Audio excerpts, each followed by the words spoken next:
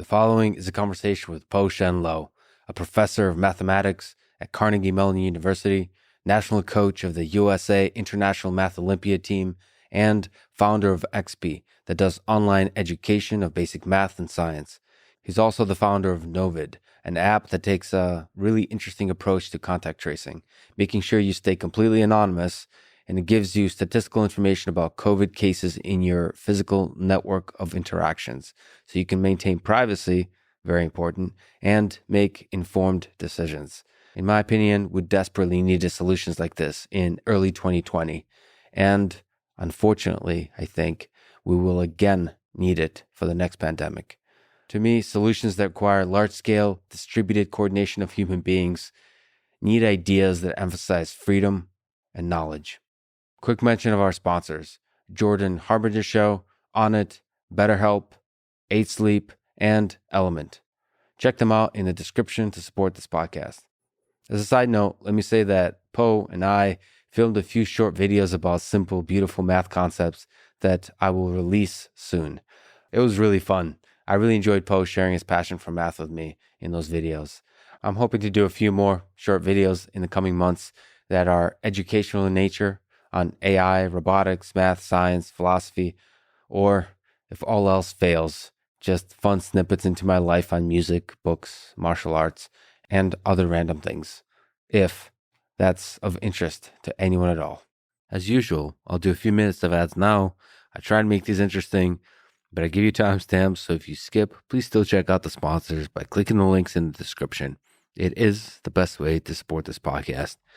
I'm very picky about the sponsors we take on, so hopefully if you buy their stuff, you will find value in it just as I have. This episode is sponsored by the Jordan Harbinger Show. Go to jordanharbinger.com/Lex. Subscribe to it, listen, you will not regret it. He is a great interviewer, and I especially like his Feedback Fridays episodes, where this combination of fearlessness and thoughtfulness is especially on display, touching topics of sex, corruption, mental disorders, hate, love, and everything in between. I've overheard somebody talking about this idea that some podcasts that they enjoy are educational and some are just fun to listen to. I think I connect with this kind of dichotomy, and I think the best podcasts are the ones that combine both. I actually think it's almost impossible to combine both in any one specific segment of a podcast, but you almost want to be oscillating between the two. Just shooting the shit and having fun for a few minutes and then going back into serious scientific or historic exploration of a concept. Jordan does a pretty good job of this, I think. So go to jordanharbinger.com/Lex. It's how he knows I sent you. That's jordanharbinger.com/Lex. This episode is also sponsored by Onnit, nutrition, supplement, and fitness company. They make Alpha Brain, which is a nootropic that helps support memory, mental speed, and focus. I think of those three, for me, focus is probably the only thing I can count on improving and working on and focusing on. I think my memory has a very interesting quality to it, that I forget most things, or rather I forget the details of most things, but somehow they stay in there almost as platonic forms. Like the names disappear, the details, like the dates and the context disappears, but the core concept, the core idea stays. It's a really weird kind of memory. I'm not sure if it's genetic or something I just haven't practiced enough of. Anyway, go to lexfriedman.com/Onnit for their semi-annual sale that includes 25% off supplements, 25% off nutrition, and many more exciting discounts. I'm trying a new thing with a URL, lexfriedman.com/Onnit, which reminds me I'm here in Austin now, and Onnit has a gym here, which I should probably go check out. This episode is sponsored by BetterHelp, spelled HELP, help. They figure out what you need and match you with a licensed professional therapist in under 48 hours. A bunch of people have been asking me about David Goggins and where did the podcast go? Are you still doing the challenge? Yes, we're still going to do the challenge. And yes, we're still going to do the podcast. I'm thinking it's probably now going to happen in July, August. We're probably going to do some kind of long distance run together and do the podcast afterwards. I'm also now starting to slowly get back in better shape and thinking about competing in jiu-jitsu again, doing a few tournaments here and there to challenge myself in the physical space. I think it's really good for the mind to challenge the body, and I think it's good for the body to challenge the mind. Those two go well together. Competing is one of the best ways to do both, actually. But you know what else is good? Talk therapy. BetterHelp is easy, private, affordable, and available worldwide.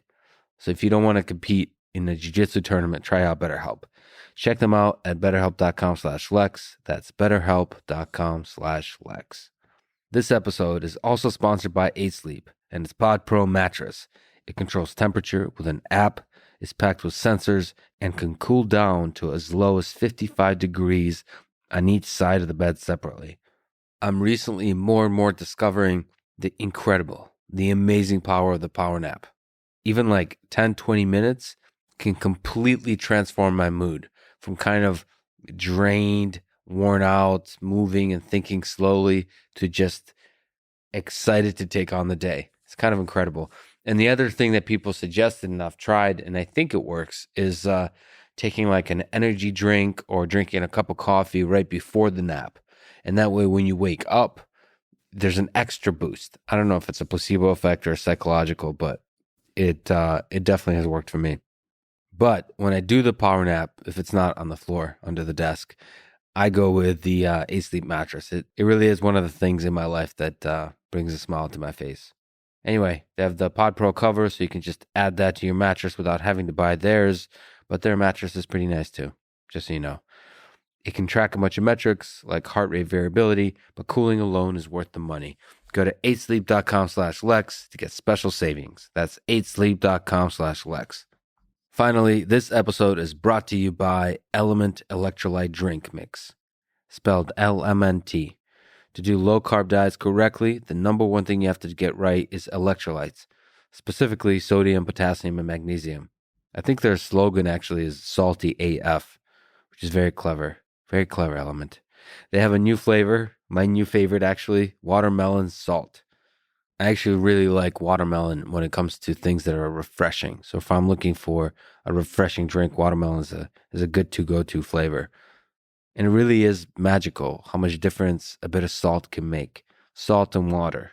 Having done all kinds of diet stuff combined with performance and exercise, it really is incredible that the times I felt shitty is when I didn't have enough water and enough salt in a good combination of the two.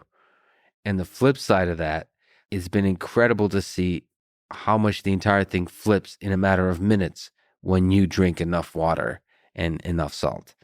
So if you're doing keto stuff, if you're doing fasting, or if you're somebody that exercises a lot, you have to get the electrolytes right. Element works great for me.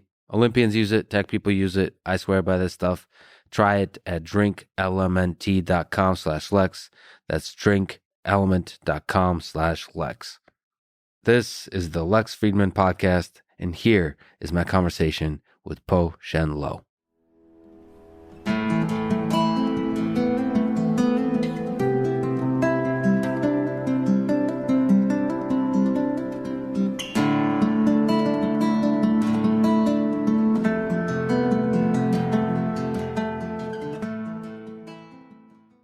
You know, you mentioned you really enjoy flying and experiencing different people in different places.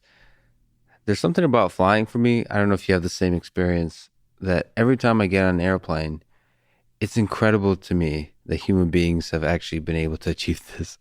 And when I look at like what's happening now with humans traveling out into space, I see it as all the same thing. It's incredible that humans are able to get into a box and fly in the air and safely and land. And the same, it seems like, and everybody's taking it for granted. So when I observe them, it's quite fascinating because I see that cleanly mapping to the world where we're now on in rockets and traveling to the moon, traveling to Mars. And at the same kind of way, I can already see the future where we will all take it for granted. So I don't know if you have you personally, when you fly, have the same kind of magical experience of like, how the heck did humans actually accomplish this? So I do, especially when there's turbulence, which is, like on the way here, Yes. there was turbulence and the plane jiggled. Even the flight attendant had to hold on to the side. Yes. And I was just thinking to myself, it's amazing that this happens all the time and the wings don't fall off, like given how many planes are flying. Yeah. But then I often think about it and I'm like, a long time ago, I think people didn't trust elevators in a 40-story building in New York City. And now we just take it completely for granted that you can step into this shaft, which is 40 floors up and down, and it will just not fail. Yeah, again, I'm the same way with elevators, but also buildings. When I'll stand on the 40th floor and wonder, how the heck are we not falling right now? Like, how amazing it is with the high winds, like structurally, just the earthquakes and the vibrations. I mean, natural vibrations in the ground. Like, how are all of these, you go to like New York City, all of these buildings standing? I mean, to me, one of the most beautiful things, actually mathematically too, is bridges. I used to build bridges in high school from like toothpicks, just like out of the pure joy of like physics making some structure really strong. Understanding, like from a civil engineering perspective, what kind of structure will be stronger than another kind of structure, like suspension bridges. And then you see that at scale, humans being able to span a body of water with a giant bridge. And it's, I don't know, it's so humbling. It makes you realize how dependent we are on each other. Sort of, I talk about level up, but there's a certain element in which we little ants have just a small amount of knowledge about our particular thing, and then we're depending on a network of knowledge that other experts hold. And then most of our lives, most of the quality of life we have has to do with the richness of that network of knowledge, of that collaboration, and then sort of the ability to build on top of it. Levels of abstractions. You start from like bits in a computer, then you can have assembly, then you can have C++, or you have an operating system, then you can have C++ and Python, and finally some machine learning on top. All of these are abstractions. And eventually we have AI that runs all of us humans. But anyway, but speaking of abstractions and programming, in high school, you wrote some impressive games for MS-DOS. I got a chance to, in browser somehow, it's magic. Got a chance to play them. Alien Attack 1, 2, 3, and 4. What's the hardest part about programming those games? And maybe can you tell the story about building those games? Sure. I actually tried to do those in high school because I was just curious if I could. And it's a good starting point for anything, right? Yeah. It's like, could you? But the appealing thing was also, it was a soup to nuts kind of thing. So something that has always attracted me is I like beautiful ideas. I like seeing beautiful ideas, but I actually also like seeing execution of an idea all the way from beginning to end in something that works. Mm-hmm. So for example, in high school, I was lucky enough to grow up in the late 90s when even a high school student could hope to make something sort of comparable to the shareware games that were out there. I say the word sort of, like still quite far away, mm-hmm. but at least I didn't need to hire a 3D CG artist. Mm-hmm. There weren't enough pixels to draw anyway. Even I can draw, right? Bad art, of course. But the point is, I wanted to know, is it possible for me to try to do those things where back in those days, you didn't even have an easy way to draw letters on the screen in a particular font. You couldn't just say import a font. It wasn't like Python. So, for example, back then, if you play those games in the web browser, which is emulating the old school computer, those, even the letters you see, those are made by individual calls to draw pixels on the screen. So you built that from scratch, almost building a computer graphics library from scratch? Yes. The primitive that I got to use was some code I copied off of a book in assembly of how to put a pixel on a screen in a particular color. And the programming language was Pascal? Yeah. The first one was in Pascal. But then the other ones were in C++ after that. How's the emulation in the browser work, by the way? Is that trivial? Because it's pretty cool. You get to play these games that have a very much 90s feeling to them. So it's literally making an MS-DOS environment, which is literally running the old .exe file. Wow, in the browser. This is that could be more amazing than the airplane. So it wasn't so much about the video games. It was more about, can you build something really cool from scratch? Yes. And you did a bunch of programming competitions. What was your interest, your love for programming? What did you learn through that experience? Especially now that much of your work has taken a long journey through mathematics. I think I always was amazed by how computers could do things fast. If I wanted to make an abstract analysis of why it is that I saw some power in the computer. Because if the computer can do things so many times faster than humans, where the hard part is telling the computer what to do and how to do it, if you can master that asking the computer what to do, then you could conceivably achieve more things. And those contests I was in, those were the opposite in some sense of making a complete product, like a game is a product. Those contests were effectively write a function to do something extremely efficiently. And if you are able to do that, then you can unlock more of the power of the computer. But also doing it quickly. There's a time element from the human perspective to be able to program quickly.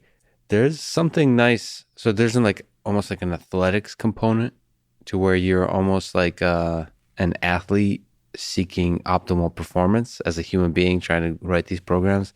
And at the same time, it's kind of art because the best way to write a program quickly is to write a simple program, is to have a damn good solution. So it's not necessarily you have to type fast. You have to think through a really clean, beautiful solution. I mean, what do you think is the use of those programming competitions? Do you think they're ultimately something you would recommend for students, for people interested in programming or people interested in building stuff? Yes, I think so, because especially with the work that I've been doing nowadays, even trying to control COVID, something that was very helpful from day one was understanding that the kinds of computations we would want to do, we could conceivably do on like a 4-core cloud machine on Amazon Web Services out to a population which might have hundreds of thousands or millions of people. Mm-hmm. The reason why that was important to have that back of the envelope calculation with efficient algorithms is because if we couldn't do that, then we would bankrupt ourselves before we could get to a big enough scale. If you think about how you grow anything from small to big, if in order to grow it from small to big, you also already need 10,000 cloud servers, you'll never get to big. And also, the nice thing about programming competitions is that you actually build a thing that works. So you finish it. There's a completion thing, and you realize, I think there's a magic to it, where you realize that it's not so hard to build something that works, to have a system that successfully takes in inputs and produces outputs and solves a difficult problem. And that directly transfers to building a startup, essentially, that can help some aspect of this world, as long as it's mostly based on software engineering. Things get really tricky when you have to manufacture stuff. That's why people like Elon Musk are so impressive, that it's not just software. Tesla Autopilot is just not just software. It's like you have to actually like have factories that build cars, and there's like a million components involved in the machinery required to assemble those cars and so on. But in software, one person can change the world, which is incredible. But on the mathematics side, what if you look back, or maybe today, what made you fall in love with mathematics? For me, I think I've always been very attracted to challenge, as I already indicated with writing the program. I guess if I see something that's hard or supposed to be impossible, sometimes I say, maybe I want to see if I can pull that off. And with the mathematics, the math competitions presented problems that were hard, that I didn't know how to start, but for which I could conceivably try to learn how to solve them. Mm. So, I mean, there are other things that are hard, called like get something to Mars, get people to Mars. Yeah. And I still don't think that I'm able to solve that problem. On the other hand, the math problems struck me as things which are hard, and with significant amount of extra work, I could figure it out. And maybe they would actually even be useful. Like that mathematical skill is the core of lots of other things. That's really interesting. Maybe you could speak to that, because a lot of people say that math is hard as a kind of negative statement. It always seemed to me a little bit like that's kind of a positive statement, that all things that are worth having in this world are hard. I mean, everything that people think about that they would love to do, whether it's sports, whether it's art, music, and all the sciences, they're going to be hard if you want to do something special. So is there something you could say to that idea that math is hard? Should it be made easy or should it be hard? So I think maybe I want to dig in a little bit onto this hard part and say, I think the interesting thing about the math is that you can see a question that you didn't know how to start doing it before.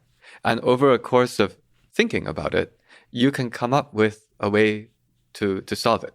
And so you can move from a state of not being able to do something to a state of being able to do something where you help to take yourself through that instead of somebody else spoon feeding you that technique. So actually here I'm already digging into maybe part of my teaching philosophy also, which is that I actually don't want to ever just tell somebody, here's how you do something. I actually prefer to say, here's an interesting question. I know you don't quite know how to do it. Do you have any ideas? I'm actually coming up with, I'm actually explaining another way that you could try to do teaching. And I'm contrasting this to a method of, watch me do this, now practice it 20 times. I'm trying to say a lot of people consider math to be hard because maybe they can't remember all of the methods that were taught. But for me, I look at the hardness and I don't think of it as a memory hardness. I think of it as a, can you invent something hardness? And I think that if we can teach more people how to do that art of invention in a pure cognitive way, not as hard as the actual hardware stuff, right? But like in terms of the concepts and the thoughts and the mathematics, teaching people how to invent, then suddenly, actually, they might not even find math to be that tiresomeness hard anymore, but that rewardingness hard of, I have the capability of looking at something which I don't know what to do and coming up with how to do it. I actually think we should be doing that, giving people that capability.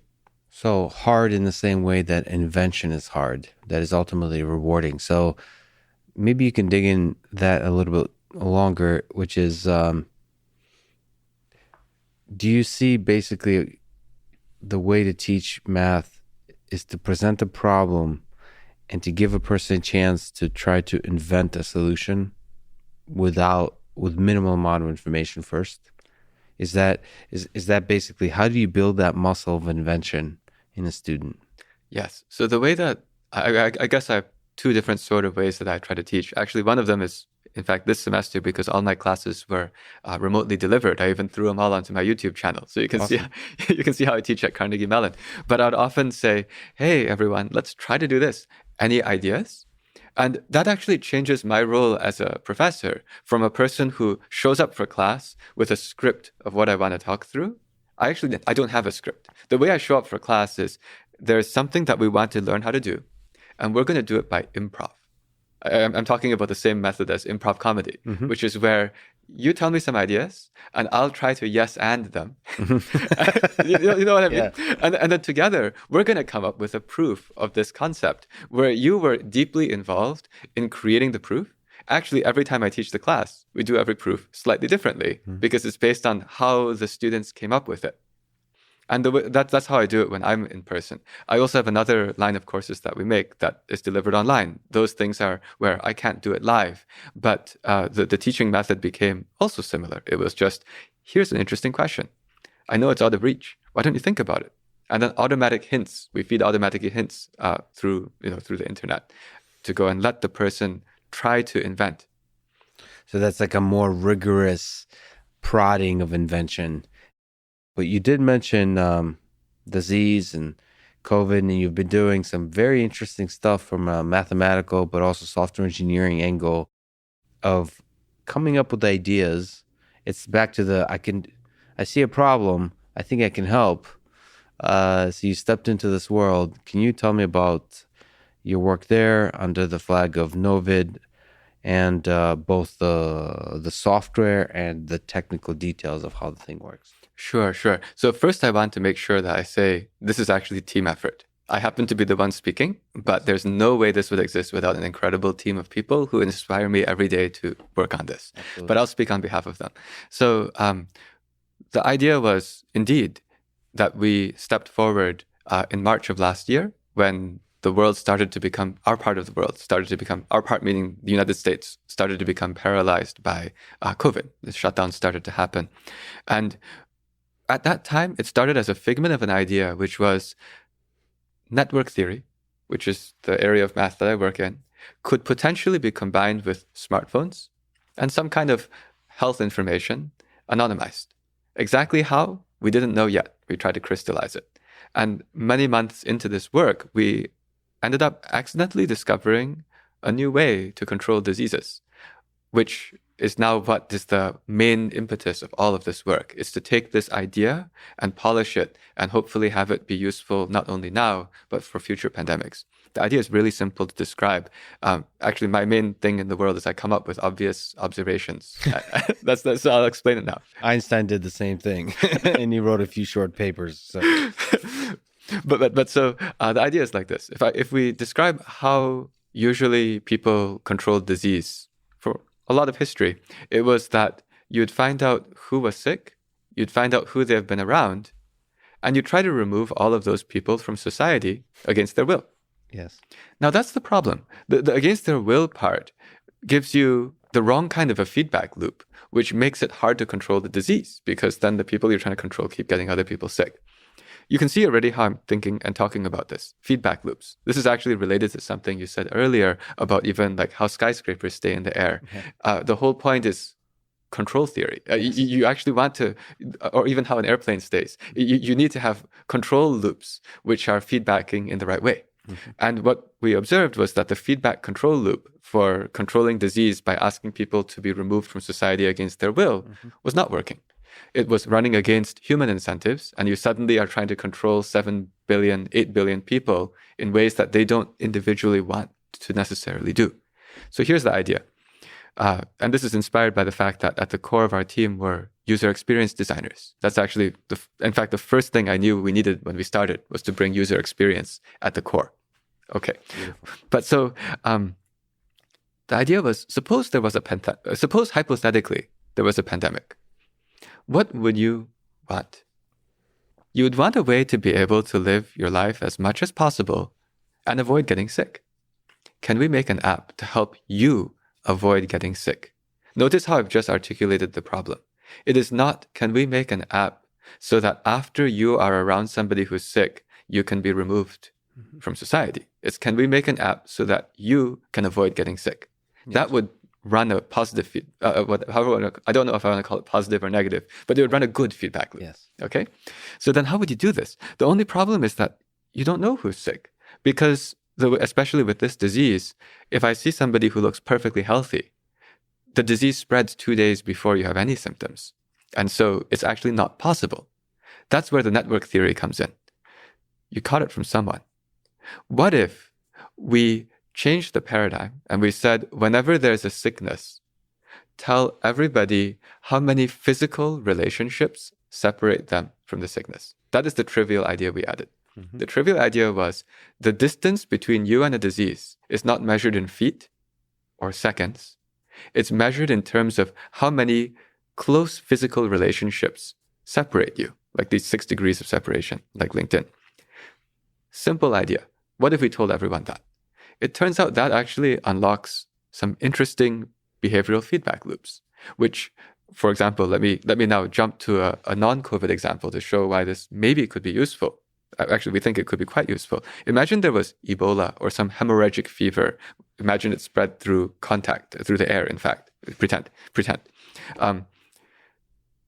That's a disastrous disease. It has high fatality rate, and as you die, you're bleeding out of every orifice. Okay? So yeah, not pleasant. Not pleasant. So the question is, suppose that such a disease broke. Who would want to install an app that would tell them how many relationships away from them this disease had struck? Like a lot of people. A lot of people. In fact, I don't want to say almost everyone. That's a very strong statement, but a very large number of people. That's fascinating framing. Like the more deadly and transmissible the disease, the stronger the incentive to install it in a positive sense. In the good feedback loop sense. That's a really good example. It's a really good way to frame it, because with COVID, it was not as deadly as potential pandemics could have been, viruses could have been. So it's sometimes muddled with how we think about it. But yeah, this is a really good framing. If the virus was a lot more deadly, you want to create a system that has a set of incentives that it quickly spreads to the population, where everybody is using it and is contributing in a positive way to the system. Exactly. And actually, that point you just made, I don't take credit for that observation. There was another person I talked to who pointed out that it's very interesting that this feedback loop is even more effective when the disease is worse. And that's actually not a bad characteristic to have in your feedback loop if you're trying to help civilization keep running. Yeah, it's dynamic. Like, people they dynamically figure out how bad the disease is. The more it spreads and the deadlier it is as the people observe it, as long as the spread of information, like semantic information, natural language information, is closely aligned with the reality of the disease, which is a whole nother conversation, right? Maybe we'll chat about that, how we sort of make sure there's not misinformation while there's accurate information. But that aside, okay, so this is a really nice property. Right. And just going on that, actually just talking more about what that could do and why we're so excited about it, it's that not only would people want to install it, what would they do? If you start to see that this disease is getting closer and closer, we surveyed informally people, but they said as we saw it getting closer, we would hide. We would try to not have contacts. But now you notice what this has just achieved. The whole goal on this whole exercise was you got the people who might be sick and you got everyone else, set A and set B. Set A is the people who might be sick, set B is everyone else.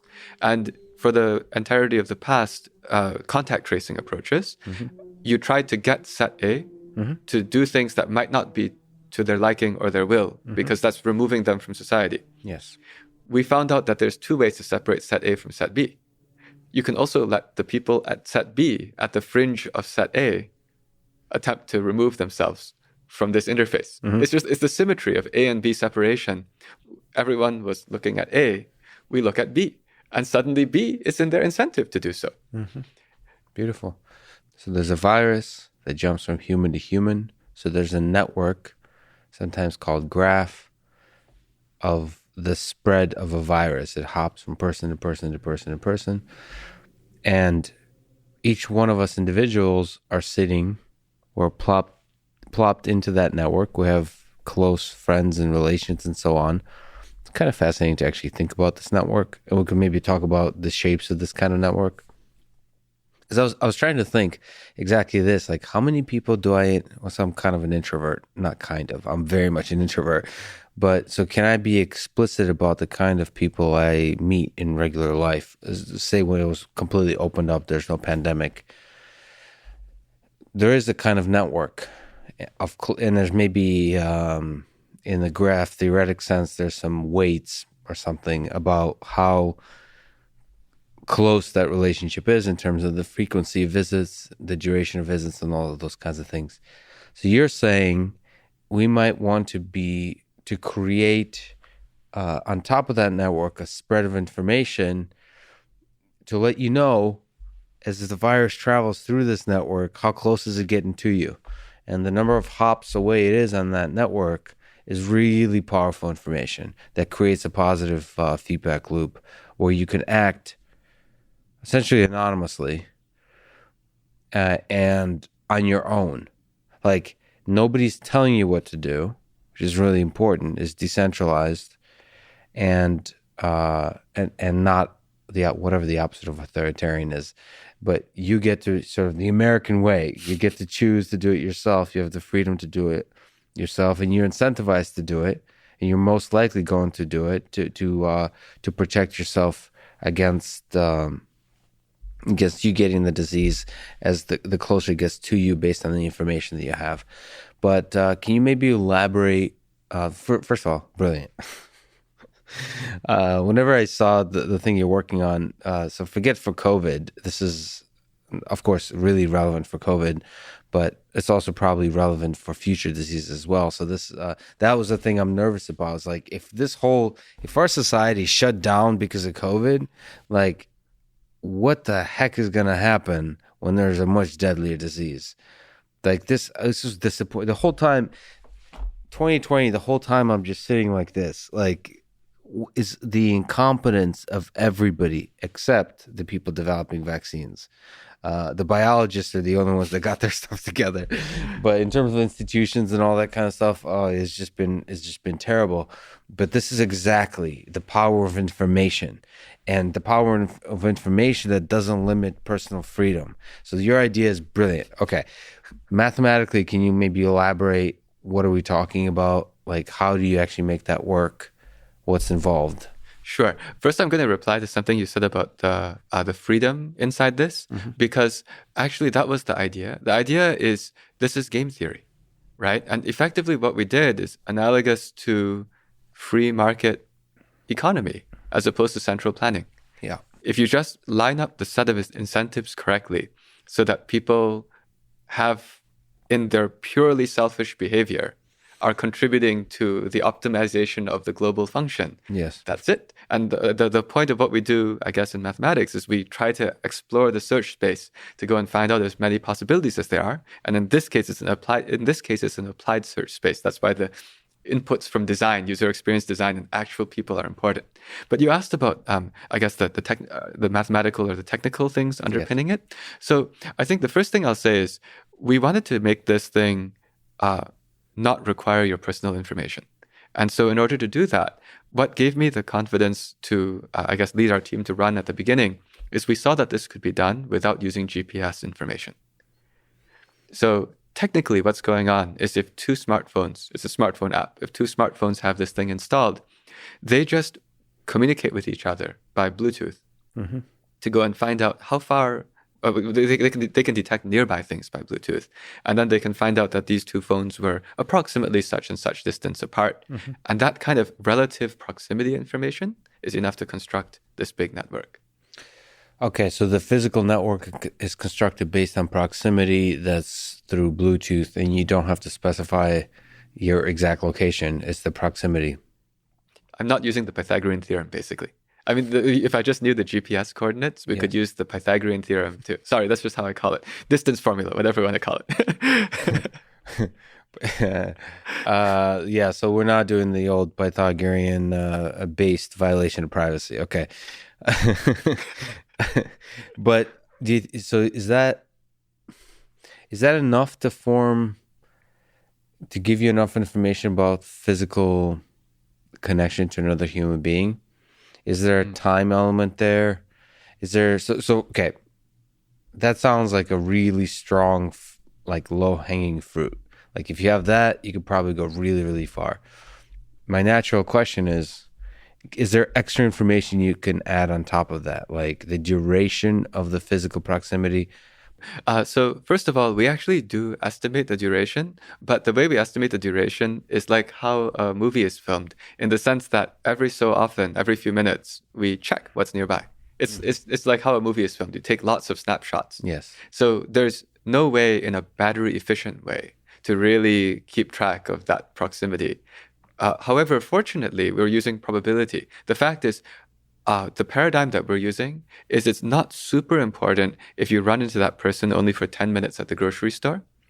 If that's a stranger that you run into 10 minutes in this grocery store, that's not going to be relevant for our paradigm, because our paradigm is not telling you who were you around before and might therefore have gotten infected by already. Ours is about predicting the future. We changed from, the standard paradigm was what already happened, quick damage control. Yes. Ours is predict the future. If you run into that person once in the grocery store today and never see them again, it's irrelevant for predicting the future. And therefore, for ours, what really matters is the many hours around the other person, at which point, if you're scanning every 5 to 8 minutes, that's going to come out in the statistically speaking, it's going to come out as a strong relationship, and a person in the grocery store is going to wash out as not an important physical relationship. Okay, this is brilliant. How difficult is it to make work? So you said, one, there's the mathematical component that we just kind of talked about, and then there's the user experience component. So how difficult is it to go, just like you built the video game, Alien Attack, from zero to completion? What's involved?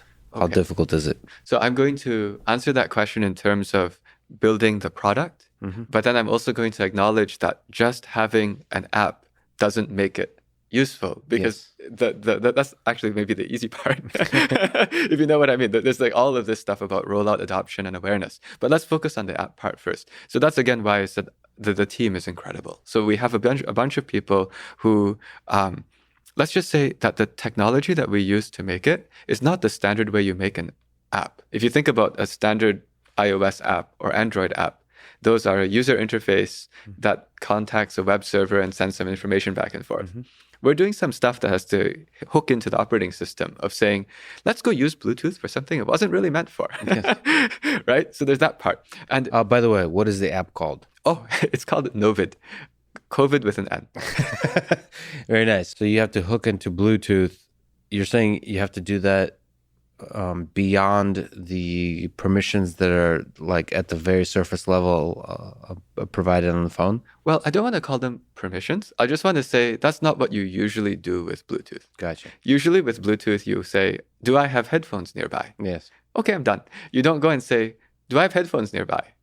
Or do I have another phone nearby which is doing something? And then keep asking that same question. Keep asking the question. Yeah. Right? So this is actually not easy. And I mean, there were some parts of it which actually a lot of people had tried unsuccessfully. Actually, it's known that, for example, the UK was trying to do something similar. And the problem they ran into was when you program things on iOS, iOS is very good at making it hard to do things in the background. And so there was quite a lot of effort required to go and make this thing work.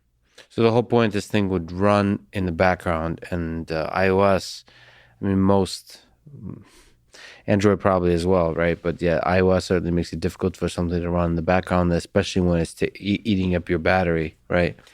Well, we wanted to make sure we didn't eat up the battery. So that one we actually are very proud of the fact that ours uses very little battery, actually, even if compared to Apple's own system. So beautiful. So what else is required to make this thing work?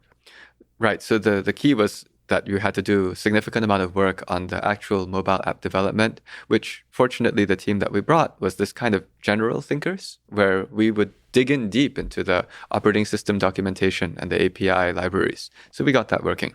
But there's another angle, which is you also need the servers to be able to compute fast enough, which is tying back to this old school computer programming competitions and math Olympiads. In fact, our team that was working on the algorithm and backend side included several people who had been in these competitions from before, which I happen to know because I do coach the team for the math. Yes. And so we were able to bring people in to build servers, server infrastructure in C++ actually, so that we could support significant numbers of people without needing tons of servers. Is there some distributed algorithms working here, or you basically have to keep in the same place the entire graph as it builds? Because especially the more and more people use it, the bigger the graph gets. I mean, this is very difficult scaling problem, right? So that's actually why this computer algorithm competition stuff was handy.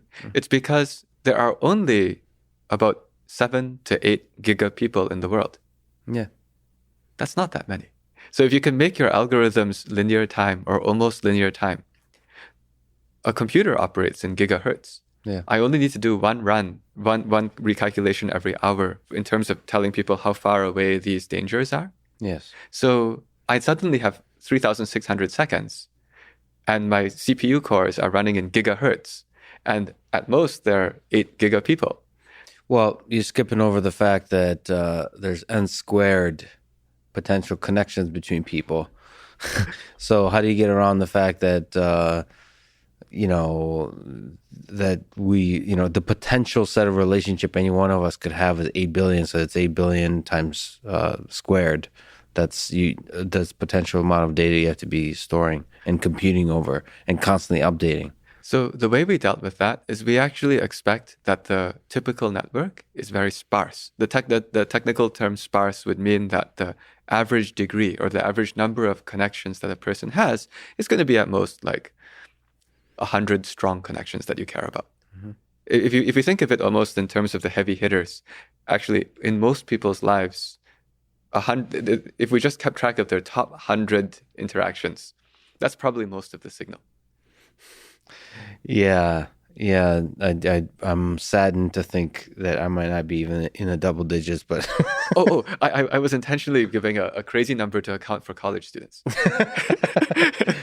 Those are who you call the heavy hitters, the people who are like the social butterflies. Yeah. Yeah. I need to, I'd love to know that information about myself, by the way. Do you expose the graph, like how many, like about yourself, how many connections you have? We do expose to each person how many direct connections they have. That's great. But for privacy purposes, we don't tell anybody who their connections, how their connections are interconnected. Yes, gotcha. But at the same time, we do expose also to everyone an interesting chart that says, here's how many people you have that you're connected to directly. Here's how many at distance 2, meaning via people. And then here's how many at distance 3. And the reason we do that is that actually ends up being a dynamic that also boosts adoption. It drives another feedback loop. Mm-hmm. The reason is because we saw actually when we deployed this in some universities that when people see on their app that they are indirectly connected to hundreds or thousands of other people, they get excited and they tell other people, hey, let's download this app. Yeah. But we also saw in those examples, especially looking at the screenshots people gave, that is hit as soon as the typical person has 2 or 3 other direct connections on the system, because that means that our app has reached a virality R0 of 2 to 3. The key is we were making a viral app to fight a virus spreading on the same network that the virus spreads on. So you're trying to out-virus the virus. That's right. That's exactly right. Okay, great. What have you learned from this whole experience in terms of let's say for COVID, but for future pandemics as well? Is it possible to use the power information here of networked information as the virus spreads and travels in order to basically keep the society open? Is it possible for people to protect themselves with this information? Or do you still have to have most, like in this overarching policy of everybody should stay at home, all that kind of thing? We are trying to answer that question right now. So the answer is we don't know yet, but that's actually why we're very happy that now the idea has started to become more widely known, and we're already starting to collaborate with epidemiologists. Again, I'm just a mathematician, yes. Right? And a mathematician should not be the person who is telling everybody this will definitely work. But because of the potential power of this approach, especially the potential power of this being an end game for COVID, we have gotten the interest of real researchers, and we're now working together to try to actually understand the answer to that question. Because you see, there's a theory. So what I can share is the mathematics of here's why there's some hope that this would work. Yeah. And that's because I'm talking about endgame now. Endgame means you have very few cases. But everywhere, we're always thinking, once there's few cases, then does that mean we now open up? Mm-hmm. Once you open up in the past, then the cases go up again until you have to lock down again. Yeah. And now when we talk about the dynamic process that makes, it's guaranteeing you always have cases until you have the great vaccines, which is, we both got vaccinated. This is good. But at the same time, why I'm thinking this is still important is because we know that many vaccine makers have said they're preparing for the next dose next year. Mm-hmm. And if we have a perpetual thing where you just always need a new vaccine every year, it could actually be beneficial to make sure we have as many other techniques as possible for parts of the world that can't afford, for example, that kind of distribution. Yeah, so actually no matter how deadly the virus is, no matter how many things, whether you have a vaccine or not, it's still useful to be having this information. Yes. Is to stay home or not, depending on how I'm a big fan, just like you said, of having the freedom for you to decide how risk averse you want to be, right? Depending on your own conditions, but also on the state of how dangerously you like to live. So I think that actually makes a lot of sense. And I also think that since when you think of disease spreading, it spreads in aggregate in the sense that if there are some people who maybe are more risk tolerant because of other things in their life, well, there might also be other people who are less risk tolerant. And then those people decide to isolate. But what matters is in the aggregate that this R0 of the infection spreading drops below 1. And so the key is if you can empower people with that power to make that decision, you might actually still be able to drive that R0 down below 1. Yeah, and also this is me talking.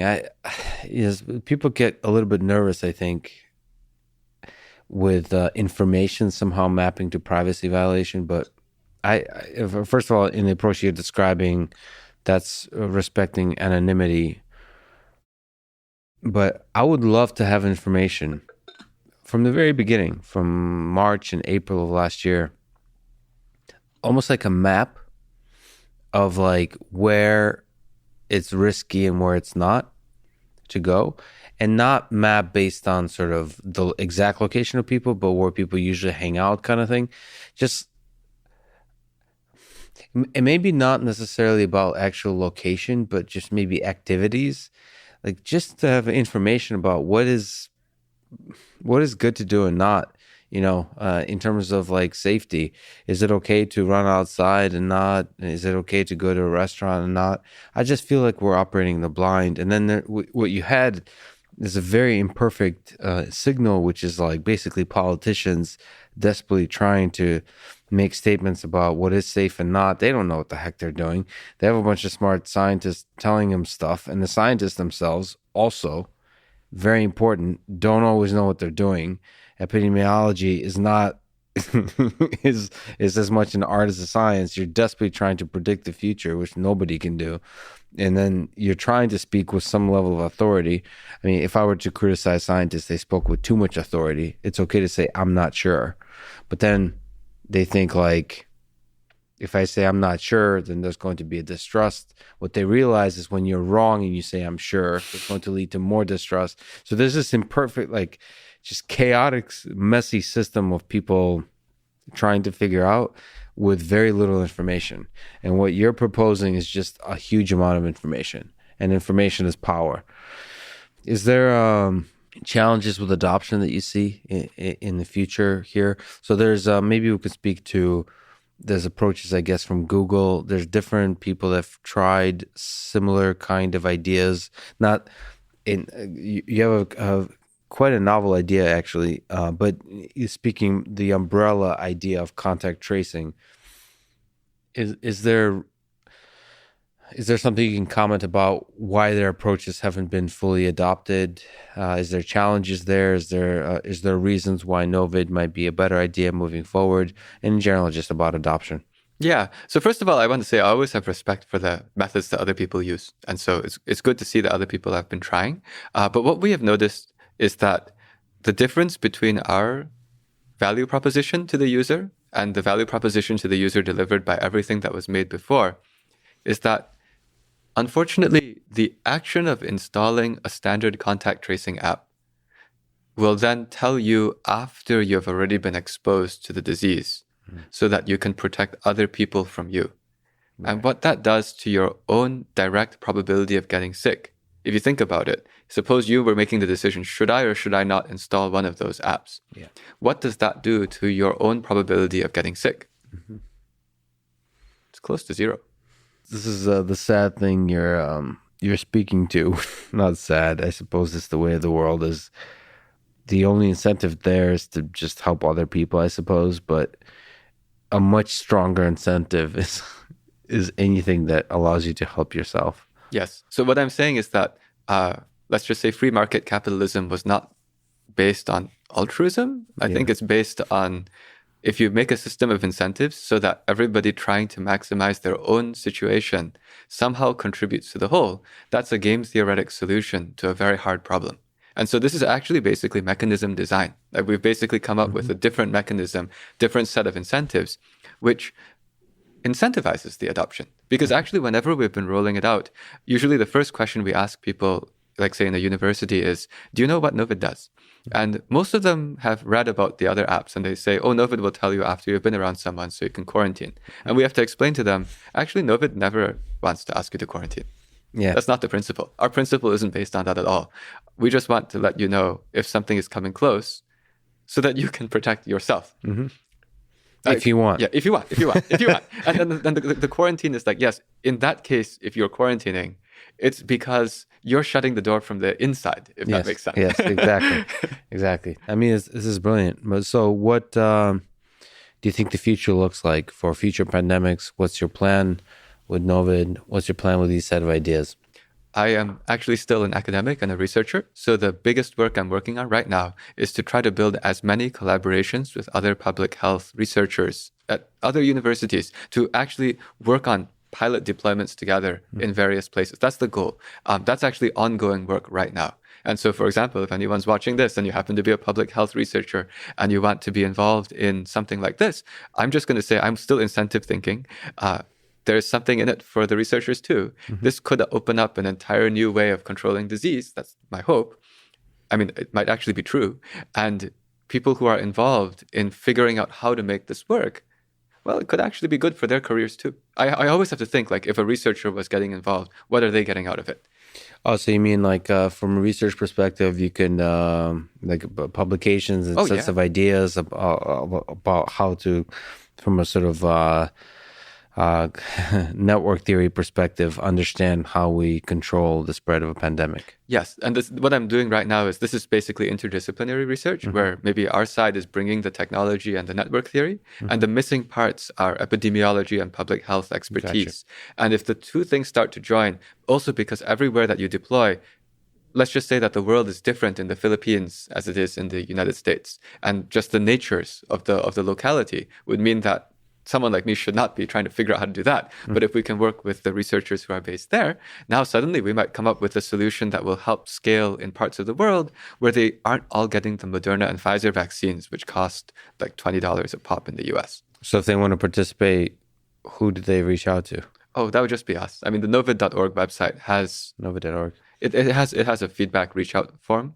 And actually, we are, I mean, again, this is the DNA of being a researcher. I am actually very excited by the idea that this could contribute knowledge that will outlast all of our generations, like all of our lifetimes. There you go. Reach out to Novid.org. What about individual people?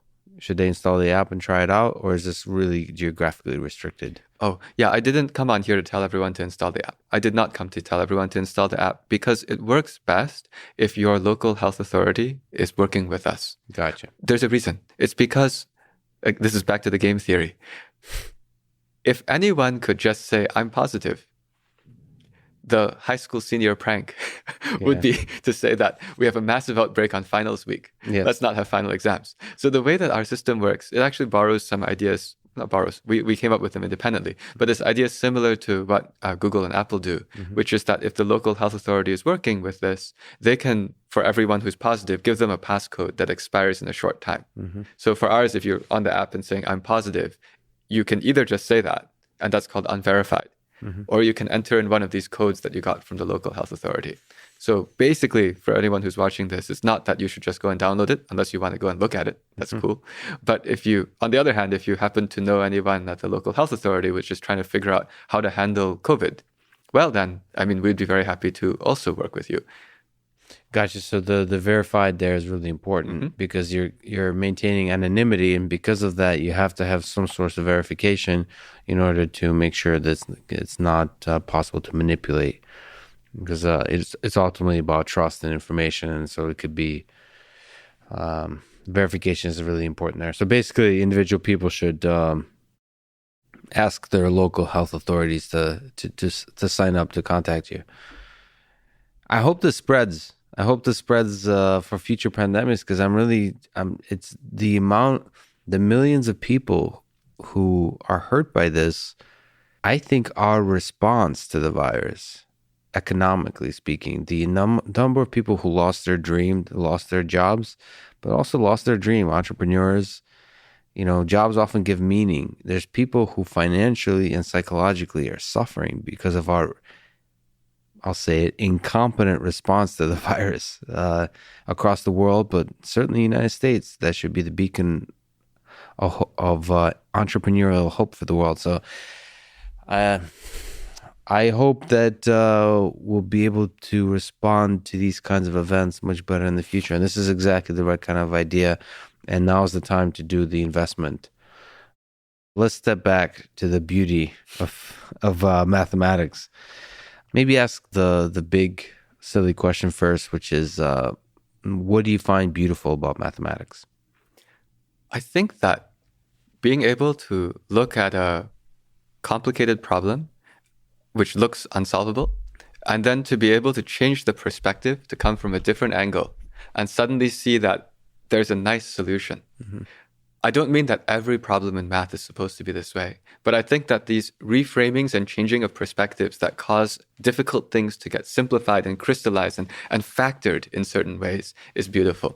Actually, that's related to what we were just talking about with even this fighting pandemics. The crystal idea was just quantify proximity by the number of relationships in the physical network instead of just by the feet and meters. Right? It's just that if you change that perspective, now all of these things follow. And so mathematics to me is beautiful in the pure sense just for that.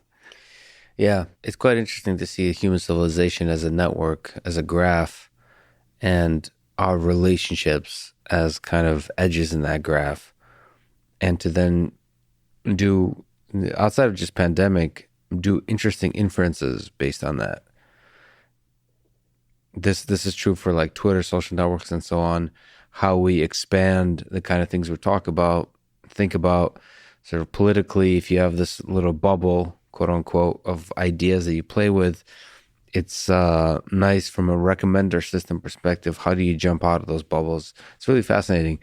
YouTube is working on that. Twitter is working on that, but not always so successfully. But there's a lot of interesting work from a mathematical and a psychological, sociological perspective there within those graphs. But if we look at the cleanest formulation of that, of looking at a problem from a different perspective, you're also involved with the International Mathematics Olympiad, which takes small, clean problems that are really hard, but once you look at them differently, can become easy. But that little jump of innovation is the entire trick. So maybe at the high level, can you say what is the International Mathematical Olympiad? Sure. So this is the competition for people who aren't yet in college, math competition, which is the most prestigious one in the entire world. It's the Olympics of mathematics, but only for people who aren't yet in college. Now, the kinds of questions that they ask you to do are not computational. Usually, you're not supposed to find that the answer is 42, Yes. right? Instead, you're supposed to explain why something is true. Yes. And the problem is that at the beginning, when you look at each of the questions, first of all, you have 4.5 hours to solve 3 questions. And this is one day. And then you have a second day, which is 4.5 hours, 3 questions. But when you look at the questions, they're all asking you, explain why the following thing is true, which you've never seen before.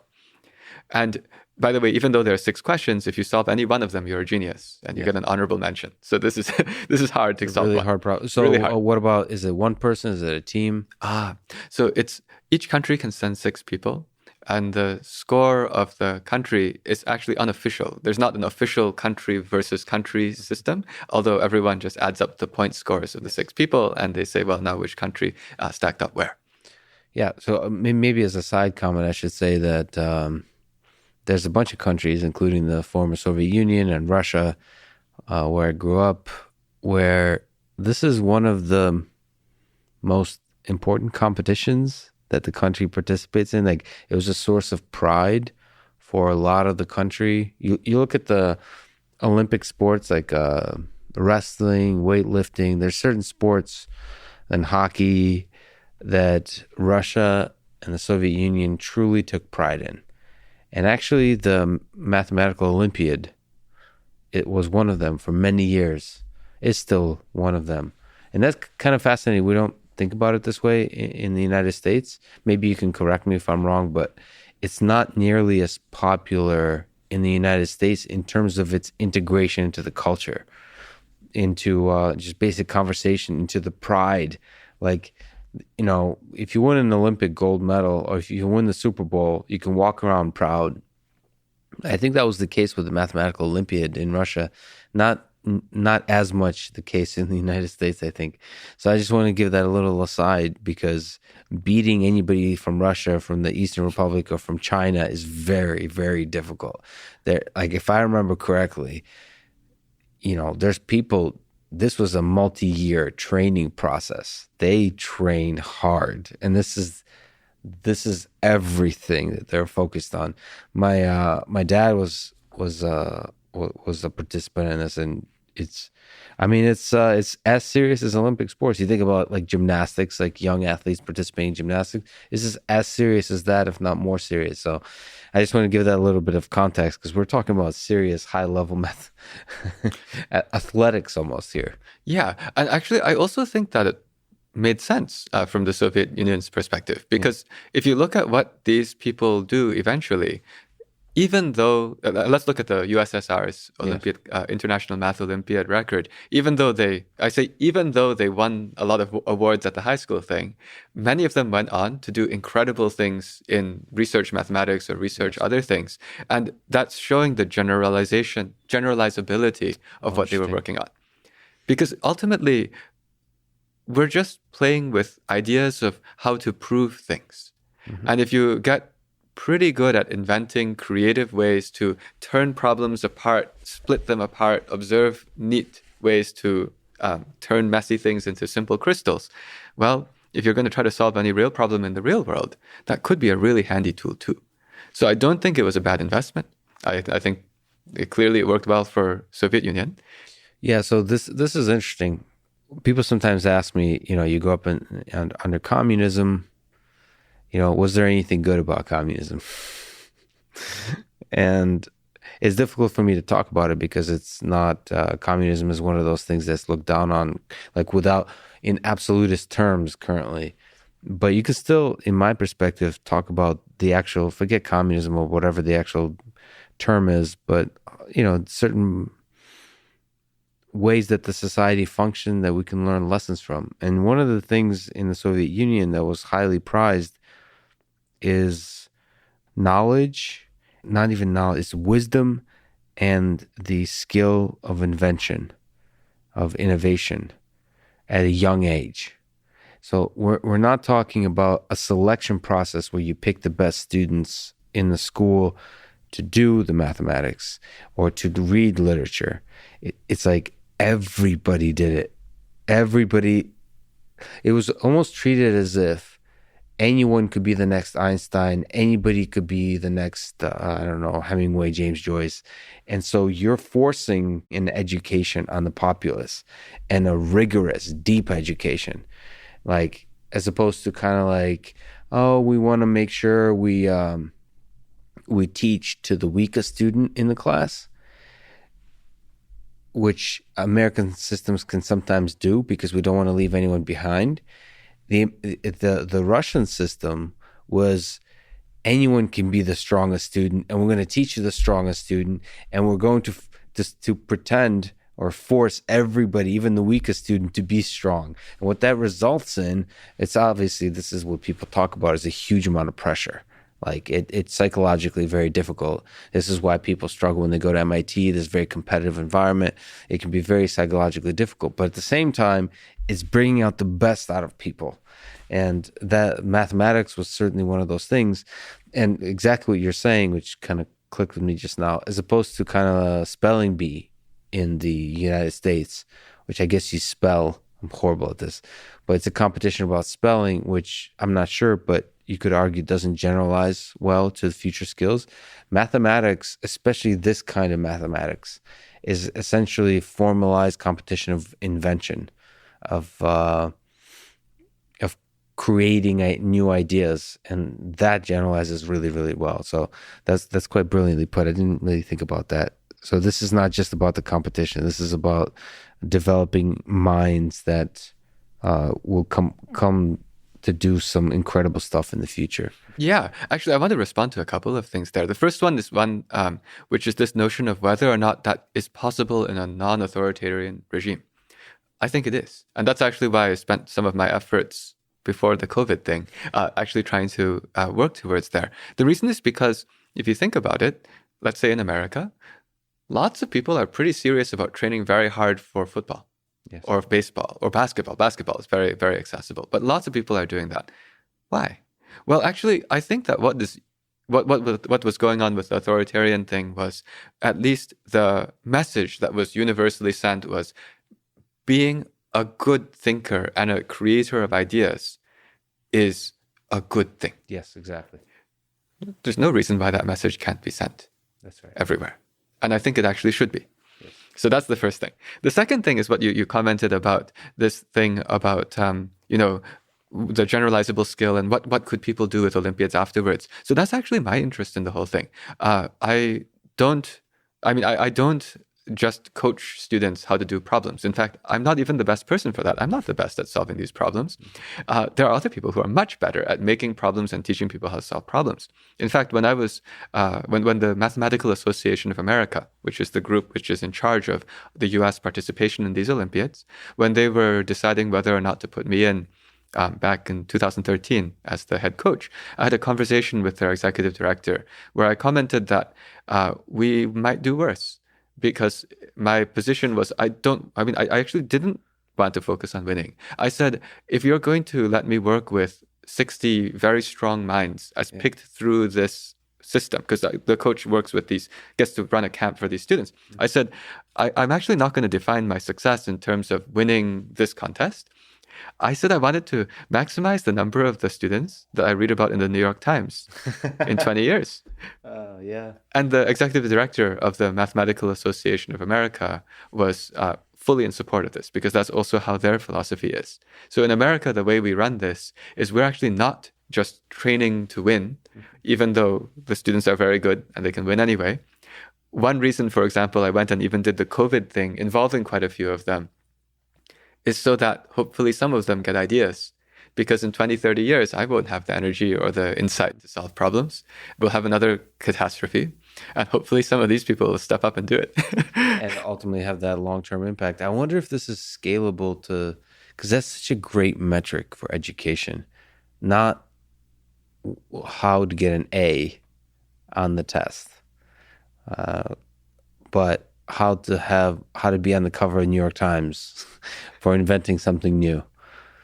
Do you think that's generalizable to education beyond just this particular Olympiad? Like, even you saying this feels like a rare statement, almost like a radical statement as a goal for education. So actually, the way I teach my classes at Carnegie Mellon, which I will admit right away is not equivalent to the average in the world, but it's already not just the top 60 in the country as picked by something. Let me just explain. I have exams in my class, which are 90% of the grade. So the exams are the whole thing, or most of the whole thing. And the way that I let students prepare for the exams is I show them all the problems I've ever given on the previous exams. Mm-hmm. And the exam that they will take is open notes. They can take all the notes they want on the previous problems. And the guarantee is that the exam problems this time will have no overlap with anything you have seen me give in the past. As well as no overlap with anything I taught in the class. So the entire exam is invention. Wow. But that's how I go, right? My point is, I have explained to people, when I teach you, I don't want you to have remembered a method I showed you. I want you to have learned enough about this area that if you face a new question, which I came up with the night before, by thinking about like, what could I ask that I have never asked before? Oh, that's cute. I wonder what the answer is. Aha, that's an exam problem. That's exactly what I do before the exam. And then that's what I want them to learn. Yeah. And the first exam, usually people have a rough time because it's like, what kind of crazy class is this? The professor doesn't teach you anything for the exam. But then by the second or third, and by the time they finish the class, they have learned how to solve anything in the area. How to invent in that area, yeah. Can we walk back to the Mathematical Olympiad? Yes, please. What's the scoring and format like? And also, what does it take to win? So the way it works is that each of the 6 students do the problems, and there are 6 problems. All the problems are equally weighted, so each one's worth 7 points. That means that your maximum score is 6 problems times 7 points, which is the nice number of 42. And now, the way that they're scored, by the way, is there's partial credit. So the question is asking you, explain why this weird fact is true. Mm-hmm. Okay, if you explain why, you get 7 points. If you make minor mistake, maybe you get 6 points. Mm-hmm. But if you don't succeed in explaining why, but you explain some other true fact, which is along the way of proving it, then you get partial credit.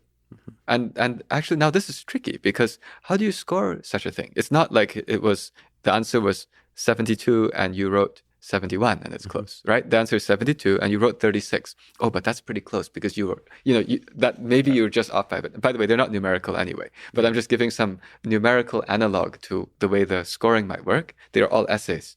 And that's where I guess I have some role, as well as some other people who helped me in the US delegation for coaches.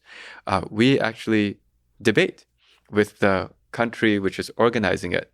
The country which is organizing the Olympiad brings about 50 people to help judge the written solutions. And you schedule these half-hour appointments where the delegation from one country sits down at a table like this. The opposite side is 2 or 3 people from the host country. And they're just looking over these exam papers saying, well, how many points is this worth based on some rubric that has been designed? And this is a negotiation process where we're not trying to bargain and get the best score we can. In fact, sometimes we go to this table and we will say, we think we want less than what you gave us. These are our principles. If you give us too much, we say, no, you gave us too much. Wow. We do that. However, the reason why this is an interesting process is because if you can imagine, every country which is participating has its own language. And so if you're trying to grade the Mongolian scripts and they're written in Mongolian, if you don't read Mongolian, which most people don't, then the coaches are explaining to you, this is what the student has written. It's actually quite an interesting process. So it's almost like a jury. Yes. You have in the American legal system, you have a jury where they're deliberating, but unlike a jury, there's the members of the jury speak in different languages sometimes. Yes. That's fascinating. But it's hard to know what to do because it's probably really, really competitive. But your sense is that ultimately people, like, how do you prevent manipulation here, right? Well, we just hope that it's not happening. So we write in English. Therefore, everything that the US does, everyone can look at. So it's very hard for me. It's very hard for you to manipulate. We don't manipulate. We only hope that other people aren't. But at the same time, as you see, our philosophy was we want to use this as a way to develop general talent. Yes. And although we do this for the 6 people who go to the International Math Olympiad, we really want that everyone touched at any stage of this process gets some skills that can help to contribute more later. So I don't know if you can say something insightful to this question, but what do you think makes a really hard math problem on this Olympiad, maybe in the courses you teach or in general? What makes for a hard problem? You've seen, I'm sure, a lot of really difficult problems. What makes a hard problem? So I could quantify it by the number of leaps of insight, of changes of perspective that are along the way. And here's why. Yeah. This is like a very theoretical computer science way of looking at it. Okay? It's that each reframing of the problem and using of some tool, I actually call that a leap of insight. When you say, oh, wow, now I see I should kind of put these plugs into those sockets, like so. Yes. And suddenly I get to use that machine. Oh, but I'm not done yet. Now I need to do it again. Each such step is a large fan out in the search space. The number of these tells you the exponent. The base of the exponent is like how many different possibilities you could try. And that's actually why, like, if you have a 3 insight problem, that is not 3 times as hard as a 1 insight problem, because after you've made the 1 insight, it's not clear that was the right track necessarily. Right. Well, unless there's you're still a branching of possible. Yeah. You're saying there's problems like on the Math Olympiad that requires more than 1 insight? Yes. Those are the hard ones. And also I can tell you how you can tell. So this is how I also taught myself math when I was in college. Yeah. So if you are taking not taught myself, I was taking classes, of course, but I was trying to read the textbook. And I found out I was very bad at reading math textbooks. A math textbook has a long page of stuff that is all true, which after you read the page, you have no idea what you just read. Yeah. This is just a good summary of a math textbook. Okay. Yeah, because it's not clear why anything was done that way. Yeah. And yes, everything is true, but how the heck did anyone think of that? So the way that I taught myself math eventually was, the way I read a math textbook is I would look at the theorem statement, I would look at the length of the proof, and then I would close the book and attempt to reprove it myself. Yeah. Now, that's brilliant. The length of the proof is telling you the number of insights, because the length of the proof is linear in the number of insights. each insight takes space. Yeah.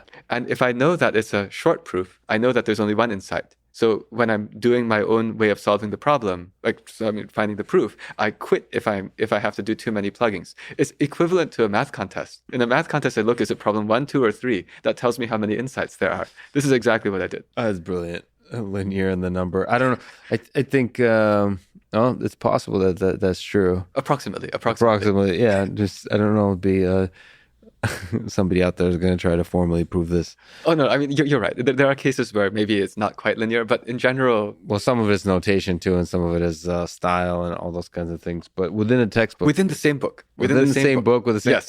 Within the same book on the same subject. Yeah. This is what I was using. That's hilarious. Because if it's a 2-page proof, you just know this is going to be insane, right? Well, that's the scary thing about insights. You look at like Andrew Wiles working on the Fermat's theorem. Is you don't know, something seems like a good idea and you have that idea and it feels like this is a leap, like a totally new way to see it, but you have no idea if it's at all useful. Even if you think it's correct, you have no idea if this is like going to go down a path that's completely counterproductive or not productive at all.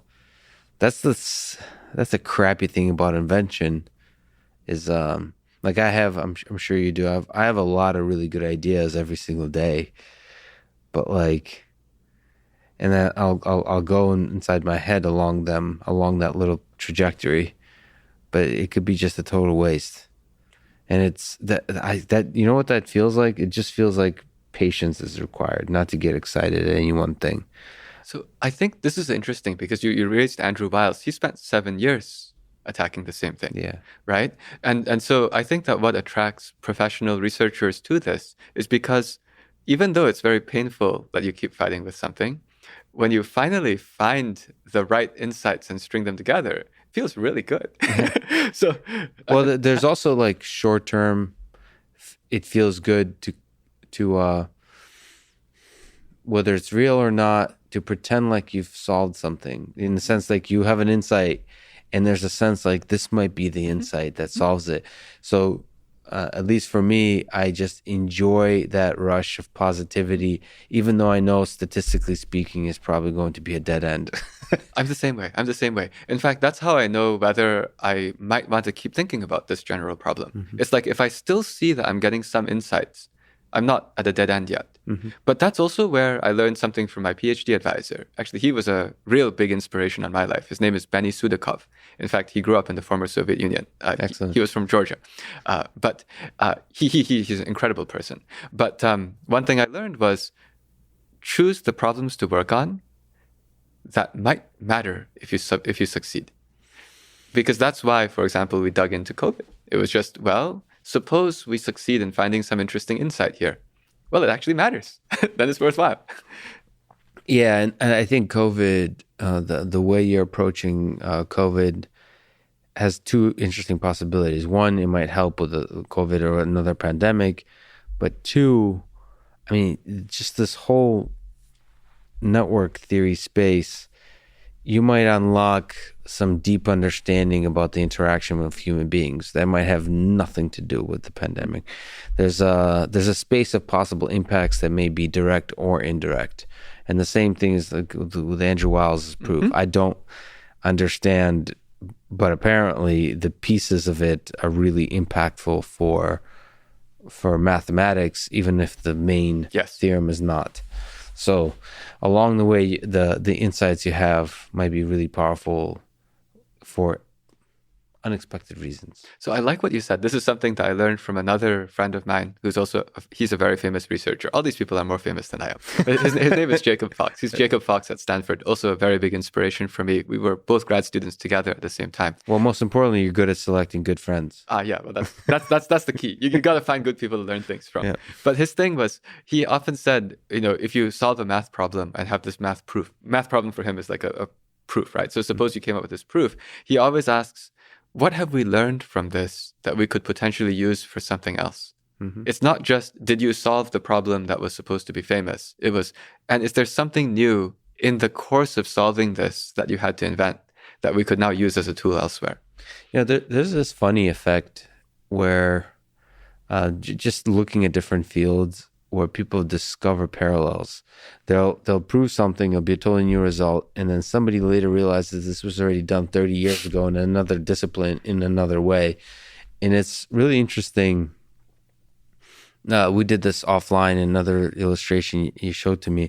It's interesting to see the different perspectives on a problem. It kind of points like there's just like very few novel ideas, that everything else, that most of us are just looking at different perspective on the same idea.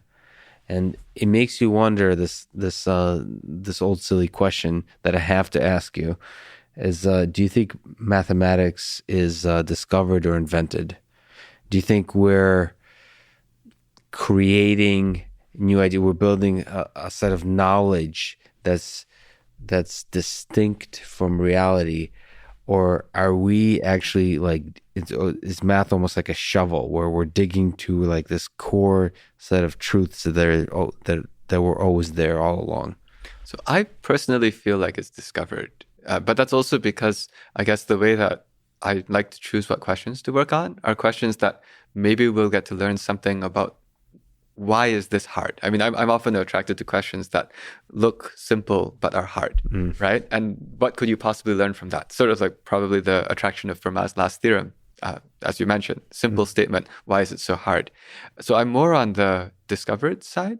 And I also feel like if we ever ran into an intelligent other species in the universe, probably if we compared notes, there might be some similarities between both of us realizing that pi is important.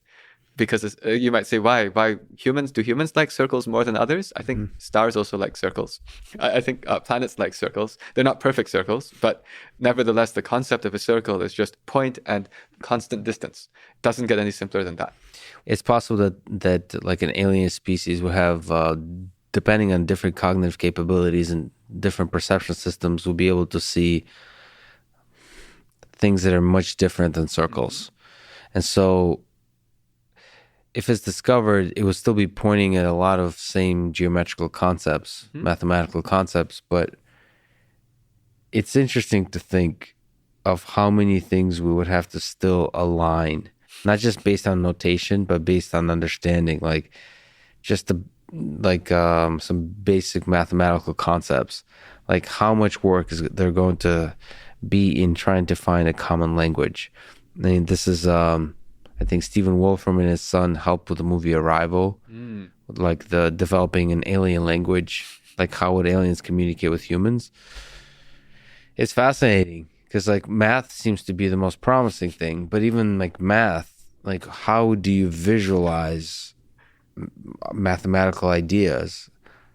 It feels like there has to be an interactive component, just like we have a conversation. There has to be, this is something we don't, I think about often, which is like, with somebody who doesn't know anything about math, doesn't know anything about English or any other natural language, how would we describe, we talked offline about visual proofs.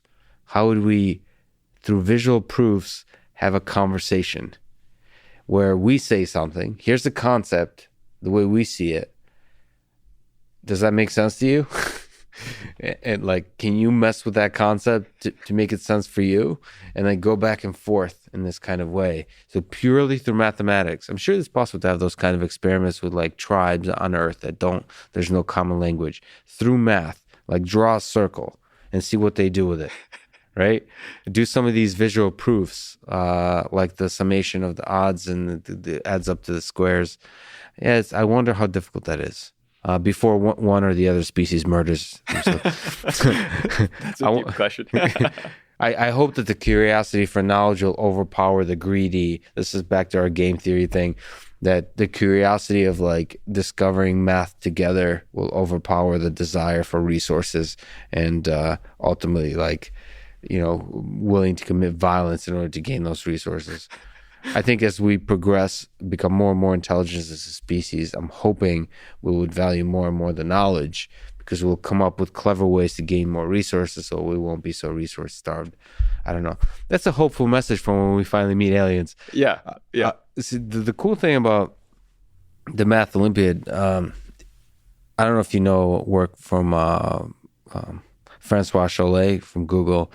He came up with this kind of IQ test slash. It kind of has similar aspects to it that also the Math Olympiad does for AI. So he came up with these tests where they're very simple for humans, but very difficult for AI to illustrate exactly why we're just not good at seeing a totally new problem.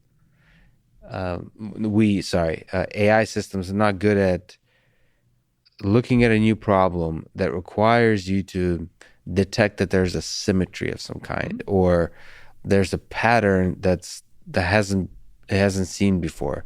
The pattern is like obvious to us humans, but it's not so obvious to find that kind of.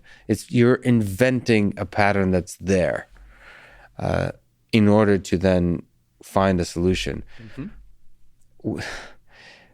So I don't know if you can comment on, but from an AI perspective and from a math problem perspective, what do you think is intelligence?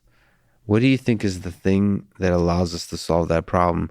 And how hard is it to build a machine to do that? Asking for a friend. Yeah. Wow.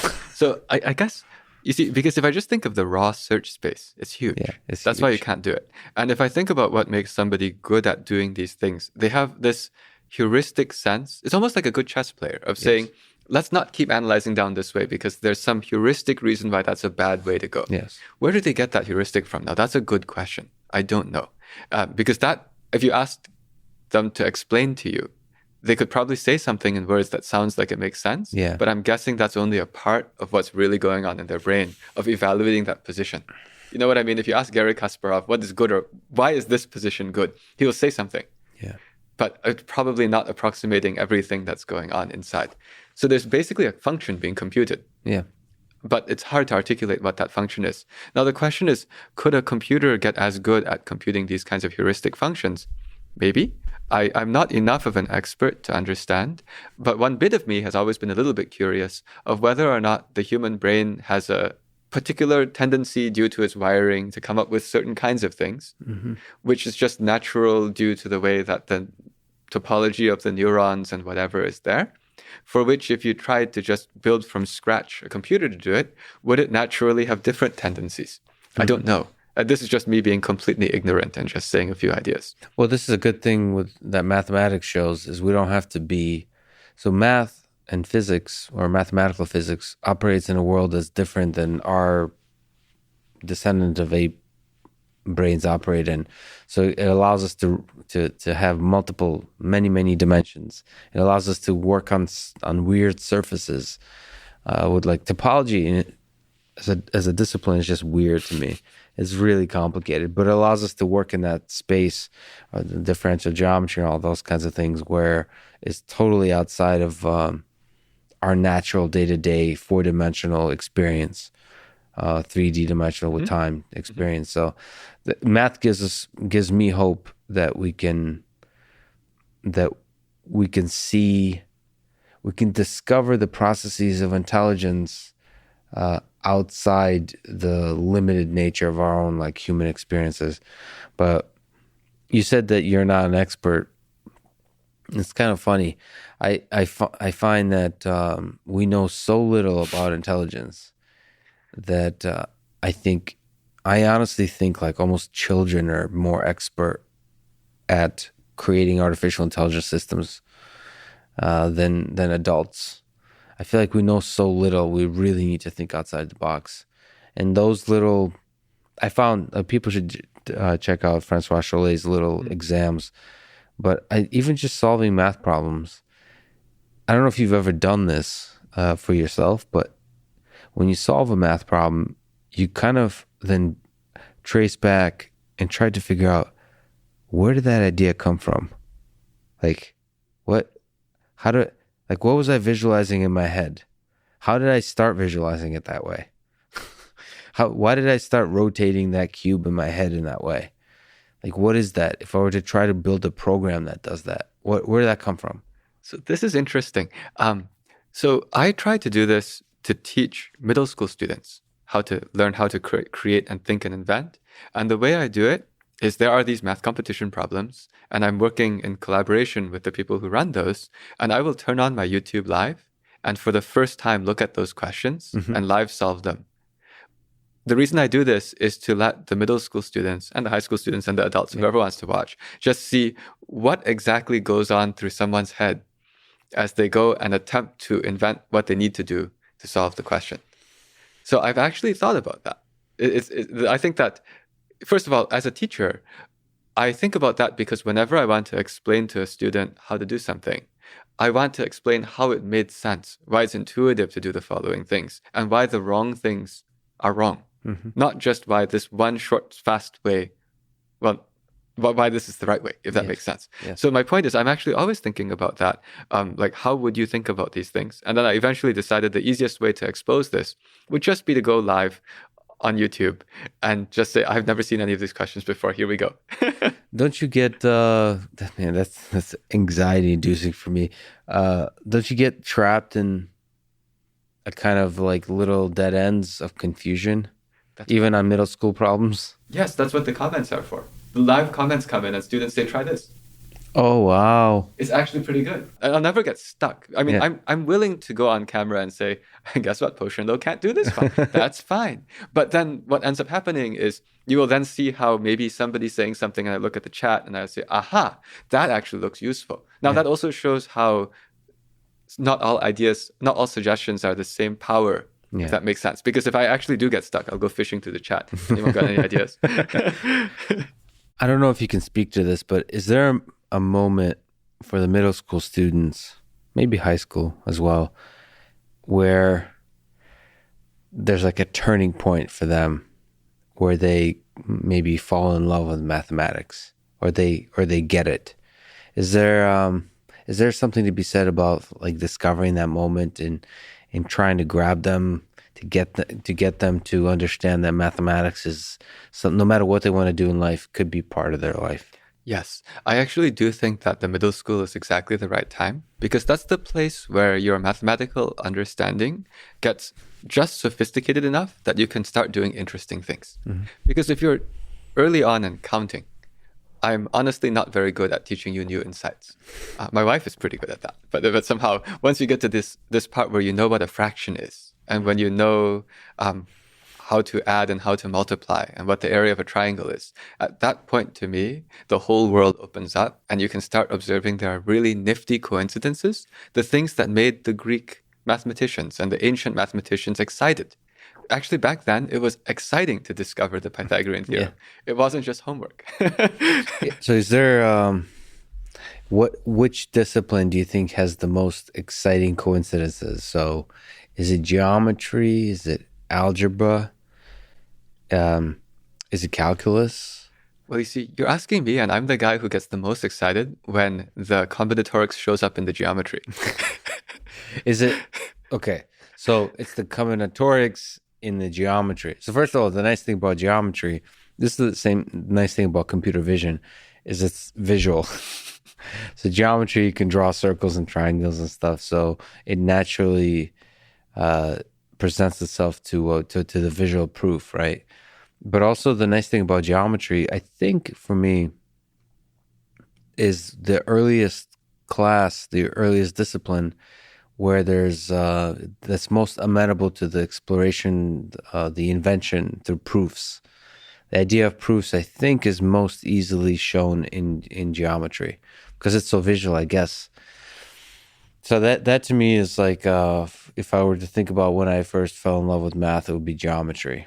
And sadly enough, that's not used. Geometry only appears briefly in the journey of a student, and it kind of disappears, and not until much later, which, you know, there may be like differential geometry. I don't know where else it shows up. For me in computer science, like you could start to think about like computational geometry or even graph theory as a kind of geometry. You could start to think about it visually, although it's pretty tricky. But yeah, it was always that was the most beautiful one. Everything else, I guess calculus can be kind of visual too. That could be pretty beautiful. But is there something you try to look for in a student to see like how can I inspire them at this moment? Or is this like individual student to student? Is there something you could say there? So first of all, I really think that every student can pick up all of this skill. I really do think so. I don't think it's something only for a few. And so if I'm looking for a student, actually oftentimes if I'm looking at a particular student, the question is, how can we help you feel like you have the power to invent also? Okay. Because I think a lot of people are used to thinking about math as something where the teacher will show you what to do and then you will do it. Yes. So I think that the key is to show that let them see that they have some power to invent. And at that point, it's often starting by trying to give a question that they don't know how to do. You want to find these questions that they don't know how to do, that they can think about, and then they can solve. And then suddenly they say, my gosh, I've had a situation, I've had an experience where I didn't know what to do. And after a while, I did. Is there advice you can give on how to learn math for people, whether it's middle school, whether it's somebody as an adult kind of gave up on math maybe early on? I actually think that these math competition problems in middle school and high school are really good. They're actually very hard. So if you haven't had this kind of experience before and you grab a middle school math competition problem from the state level, which is used to decide who represents the state in the country, in the United States, for example, those are pretty tricky. And even if you're a professional, maybe not doing mathematical things, and you're not a middle school student, you'll struggle. So I find that these things really do teach you things by trying to work on these questions. Is there a Googleable term that you could use for the organization for the state competitions? Yeah. So there are a number of different ones that are quite popular. One of them is called Math Counts, MathCounts. And that's a big tournament which actually has a state level. There's also a mathleague.org.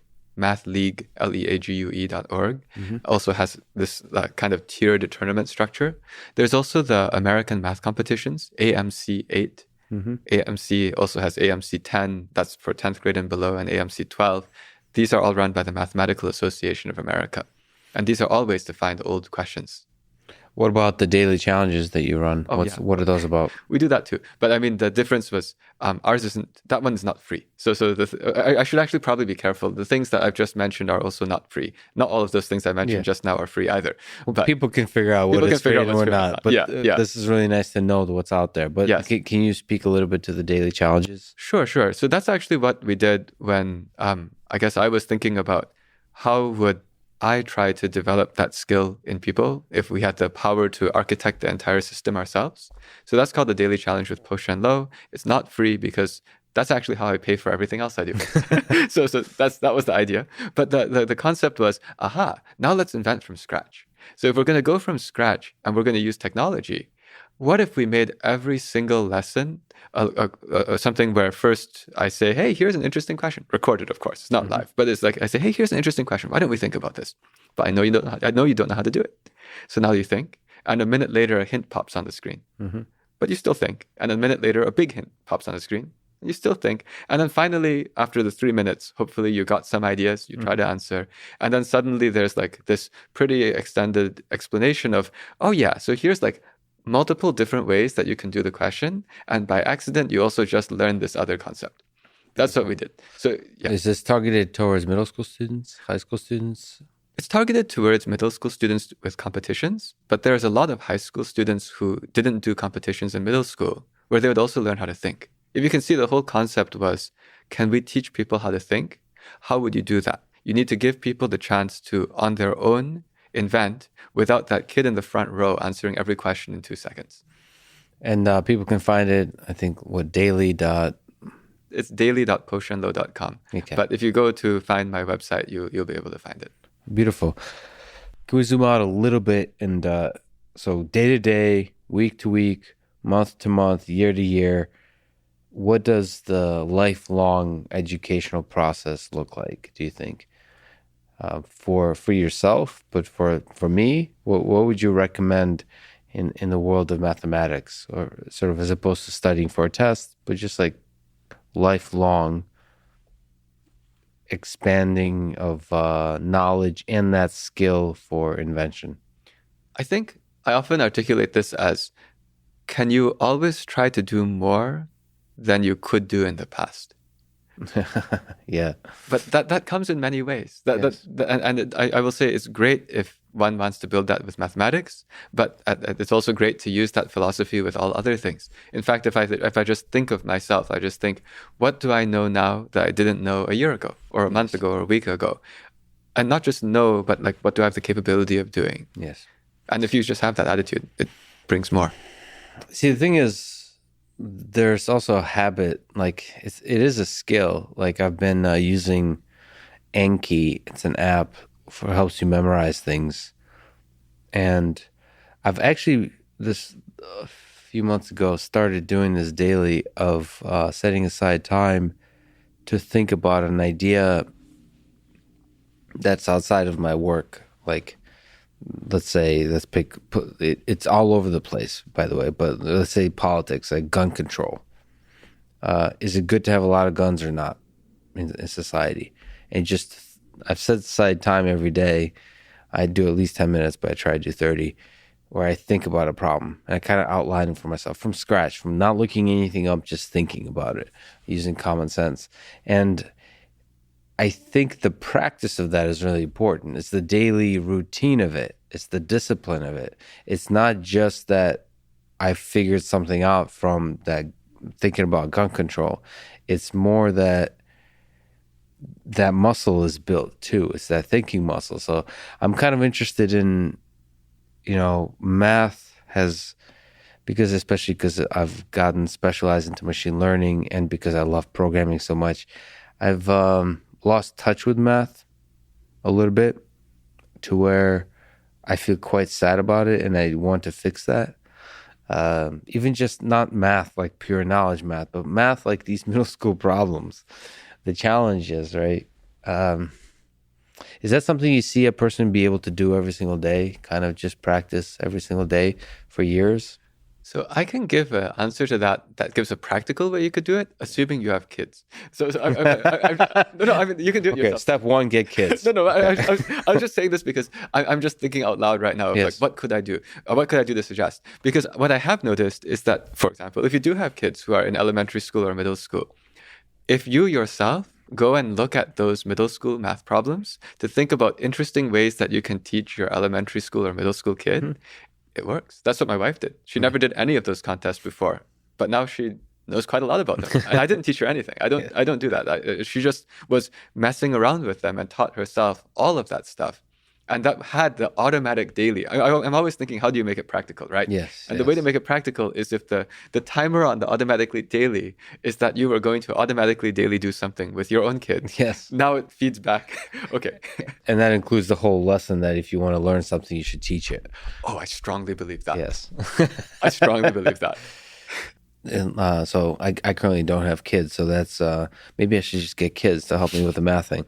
But outside of that, I do want to integrate math into daily practice. So I'll definitely I'll definitely check out the daily challenges and see, because what is it? Grant Sanderson, we talked about offline, the 3 Blue 1 Brown. He speaks to this as well, that his videos aren't necessarily, they don't speak to the thing that I'm referring to, which is the daily practice. They're more almost tools of inspiration. They kind of show you the beauty of a particular problem in mathematics, but they're not a daily ritual. And I'm in search of that daily ritual mathematics. It's not trivial to find. But I hope to find that, because I think math gives you a perspective on the world that enriches everything else. So I like what you said about the daily also, because that's also one reason why I put my Carnegie Mellon class online. It's not every day. It's every other day. Semester is almost over. Yeah. But the idea was, I guess my philosophy was, if I'm already doing the class, let's just like put it there, right? But I do know that there are people who have been following it, who are not in my class at all, who have just been following it because, yes, it's combinatorics. And the value of that is you don't really need to know calculus to follow it, if that makes sense. Mm-hmm. So it's actually something that people could follow. So again, and that one's free. So that one's just there on YouTube. Well, speaking of combinatorics, What is it? What do you find interesting? What do you find beautiful about combinatorics? So combinatorics to me is the study of things where they might be more finite and more discrete. What I mean is, like, if I look at a network, actually a lot of times the combinatorics will boil down to something, and the combinatorics I think about might be something related to graphs or networks. And they're very discrete because if you have a node, it's not that you have 0.7 of a node and 0.3 of a node over there. It's like you got one node and then you jump one step to go to the next node. So that notion is different from, say, calculus, which is very continuous, where you go and say, I have this speed which is changing over time. And now what's the distance I've traveled? That's the notion of an integral, where you have to think of subdividing time into very, very small pieces. So the kinds of things that you do when you reason about these finite, discrete structures often might be iterative, algorithmic, inductive. These are ideas where I go from one step to the next step and so on and make progress. I guess I actually personally like all kinds of math. My area of research just ended up in here because I met a really interesting PhD advisor. That's honestly the reason I went into that direction. I met a really interesting guy. He seemed like he did good stuff, interesting stuff, and he looked like he cared about students. And I said, let me just go and learn whatever you do, even though my prior practice and preparation before my PhD was not combinatorics, but analysis, the continuous stuff. So the annoying thing about combinatorics and discrete stuff is it's often really difficult to solve from a sort of running time complexity perspective. Could you speak to the idea of complexity analysis of problems? Do you find it useful? Do you find it interesting? Do you find that lens of studying the difficulty of how difficult the computer science problem is a useful lens onto the world? Oh, very much so. Because if you want to make something practical which has large numbers of people using it, the computational complexity to me is almost question one. And that's at the origin of when we started doing this stuff with disease control. From the very beginning, the deep questions that were running through my mind were, would we be able to support a large population with only one server? And if the answer is no, we can't start because I don't have enough money. Yeah, and there the question is very much, linear time versus anything slower than linear time. Yep. It's a very specific thing. You have a bunch of really interesting papers. If I could ask, maybe we could pull out some cool insights at the high level. Can you describe the data structure of a voting tree and what are some interesting results on it? You have a paper that I noticed on it. Yeah. So this is an example of, I guess, how in math we might say, here's an interesting kind of a question that we just can't seem to understand enough about. And maybe there's something else going on here. And the way to describe this is, you could imagine trying to hold elections where if you have only two candidates, that's kind of easy. You just run them against each other and see who gets more votes. But as you know, once you have more candidates, it's very difficult to decide who wins the election. And there's an entire voting theory around this. So a theoretical question became, what if you made a system of runoffs, like a system of head-to-head contests, which you structure like a tree, almost looking like a circuit. I'm using that way of thinking because it's sort of like in electrical engineering or computer science, you might imagine having a bunch of leads that carry signal, which are going through AND gates and OR gates and whatnot, and you've managed to compute beautiful things. This is just from a purely abstract point of view. What if the inputs are candidates? And for every two candidates, it is known which of the candidates is more popular than the other. Now, can you build some kind of a circuit board which says, first, candidate number 4 will play against 5 and see who wins, and so on. Okay, so now what would be a nice outcome, right? This is a general question of, could I make a big circuit board to feed an election into? Like maybe one nice outcome would be whoever wins at least is preferred over a lot of people. Yes. So for example, if you ran in 1,024 candidates, ideally we would like a guarantee that says that the winner beats a lot of people. Actually, in any system where there are 1,024 candidates, there's always a candidate who beats at least 512 of the others. This is a mathematical fact, that there's actually always a person who beats at least half of the other people. I'm trying to make sense of that mathematical fact. Is this supposed to be obvious? No, but I can explain it. No, I can. The way it works is that, think of it this way. Every time, imagine I have all these candidates and everyone is like compared with everyone else at some point. Well, think of it this way. Whenever there's a comparison, somebody gets a point. That's the one who is better than the other one. My claim is there's somebody whose score is at least half of how many other people there are. Yeah, I'm just trying to, my intuition is very close to that being true, but it's beautiful. I didn't at first, that's not an obvious fact. No, it's not. And it feels like a beautiful fact. Well, let me explain it this way. Imagine that for every match, you didn't give 1 point, but you gave 2 points. You gave 1 point to each person. Now, that's not what we're really doing. We really want to give 1 point to the winner of the match. But instead, we'll just give 2.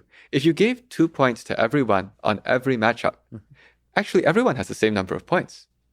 And the number of points they get is how many other people there are. Does that sort of make sense? I'm just like saying... No, everything you're saying makes perfect sense. Okay, so the point is, if for every comparison between 2 people, which I'm doing for every 2 people, I gave 1 point to each person, your score, everyone's score, is the same. It's how many other people there are. Yes. Now we only make one change. For each matchup, you give 1 point only to the winner. So we're awarding half the points. So now the deal is, if in the original situation, everyone's score was equal, which is how many other people there are, now there's only half the number of points to go around. So what ends up happening is that there's always going to be, like, the average number of points per person is going to be half of how many other people there are. Yes. And somebody is going to be above average. Somebody's going to be above at least that. the average. Yeah. This is this notion of expected value, that if I have a random variable which has an expected value, there's going to be some possibility in the probability space where you're at least as big as the expected value. Yeah, when you describe it like that, it's obvious. But when you're first saying in this little circuit that there's going to be one candidate better than half, that's not obvious. Yeah, it's not. It's funny. It's not math. This is nice. Okay, so you have this, but ultimately you're trying to, with a voting tree.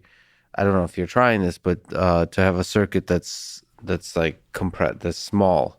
Well, you'd like it to be that small. achieves the same kind of. I mean, the smaller it is, if we look at, practically speaking, the lower the cost of running the election, of computing the circuit. That is true. But actually, at this point, the reason the question was interesting, yes, is because there was no good guarantee that the winner of that circuit would have beaten a lot of people. Let me give an example. Got it. The best known circuit when we started thinking about this was the circuit called Candidate 1 plays against Candidate 2, Candidate 3 plays against 4, and then the winners play against each other. And then, by the way, 5 plays against 6, 7 against 8, the winners play against each other. You understand? It's like a giant binary tree. It's a binary, like a balanced binary tree? Yeah. Okay. It's a balanced binary tree. 1, 2, 3, 4, up to 1024, everyone going up to find the winner. Beautiful. Well, you know what? There's a system in the world where it could just be that there's a candidate called number 1 that just beats like 10 other people. Just the 10 that they need to beat on their way up. And they lose to everyone else. But somehow they would get all the way up. Yes. My point is, it is possible to outsmart that circuit in one weird way of the world, which makes that circuit a bad one, because you want to say, I will use this circuit for all elections. And you might have a system of inputs that go in there where the winner only beat 10 other people, which is the people they had to beat on their way up. So you want to have a circuit where there's as many, like the final result is as strong as possible. Yes. And now, so is there, what ideas do you have for that? So we actually only managed to improve it to square root of n. So if n is the number of vertices, n over 2 would be the ideal. We got it to square root of n. Versus log base of n. 2. Yeah, exactly. Yeah. Which is Well, that is halfway. It could be a lot. Yeah. Could be a big improvement. So that's okay, cool. Is there something you can say with words about what kind of circuit, what that looks like? I can give an idea of one of the tools inside, but the actual execution ends up being more complicated. But one of the widgets inside this is building a system where you have like a candidate who plays like where one part of the whole huge tree is that same candidate. Let's call him 7. 7 plays against somebody. Let's make up some numbers. Let's call the others like letters. So 7 plays against A. 7's also going to play against B separately. And the winners of each of those will play each other. By the way, 7's also going to play C, 7's going to play D, and the winners are going to play each other, and the winners are going to play each other. We call this 7 against all. Well, 7 against like everyone from a bunch of...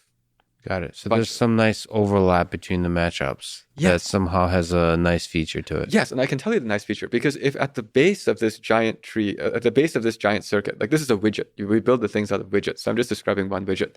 But in the base of this widget, you have lots of things which are 7 against someone, 7 against someone, 7 against someone. In fact, every matchup at the bottom is 7 against someone. What that means is if 7 actually beat everyone they were matched up against, well, 7 would rise to the top. So one possibility is if you see a 7 emerge from the top, you know that 7 actually beat everyone they were against. On the other hand, if anyone else is on top, let's call it F. If F is on top, how did F get there? Well, F beat 7 on the way at the beginning. So the point is, the outcome of this circuit has a certain property. If you see a 7, you know that the 7 actually beat a bazillion people. If you see anyone else, at least you know they beat 7. Yeah, then you can prove that it has a nice property. That's really interesting. Is there something you can say, perhaps going completely outside of what we're talking about, is how we may have mathematical ideas of improving the electoral process? That one, no. No, I can't give you that one. Okay.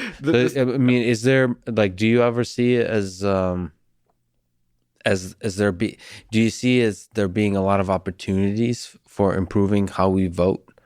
Like from your, I don't know if you saw parallels, but you know, it seems like if this actually kind of maps to your sort of COVID work, which is there's a network effect, right? It seems like we should be able to apply similar kind of effects of how we decide other things in our lives, and one of the big decisions we make is who represents us in government. Do you ever think about, like, mathematically about those kinds of systems? I think a little bit about those, because where I went to college, the way we voted for student government was based on this. Is it called ranked choice, where you eliminate the bottom, and there are runoff elections. Yes. So that was the first time I ever saw that, and I thought that made sense. Yeah. The only problem is it doesn't seem so easy to get something that makes sense adopted as the new voting system. That's a whole nother.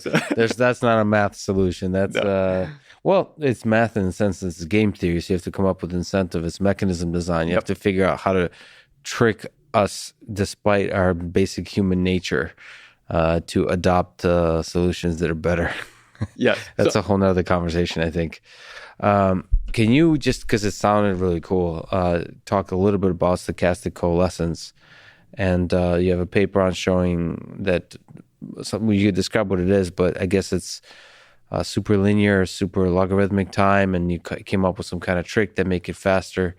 Can you just talk about it a little bit? Yeah. So this was something which came up when I was at Microsoft Research for a summer. And that, I'm putting that context because that shows that it has some practical motivation at some point.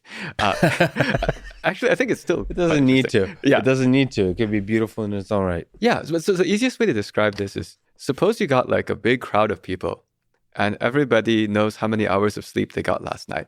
And you want to know how many total hours of sleep were gotten by this big crowd of people. At the beginning, you might say, that sounds like a linear time algorithm of saying, hey, how many hours you got, how many you got, how many you got, add. Yes.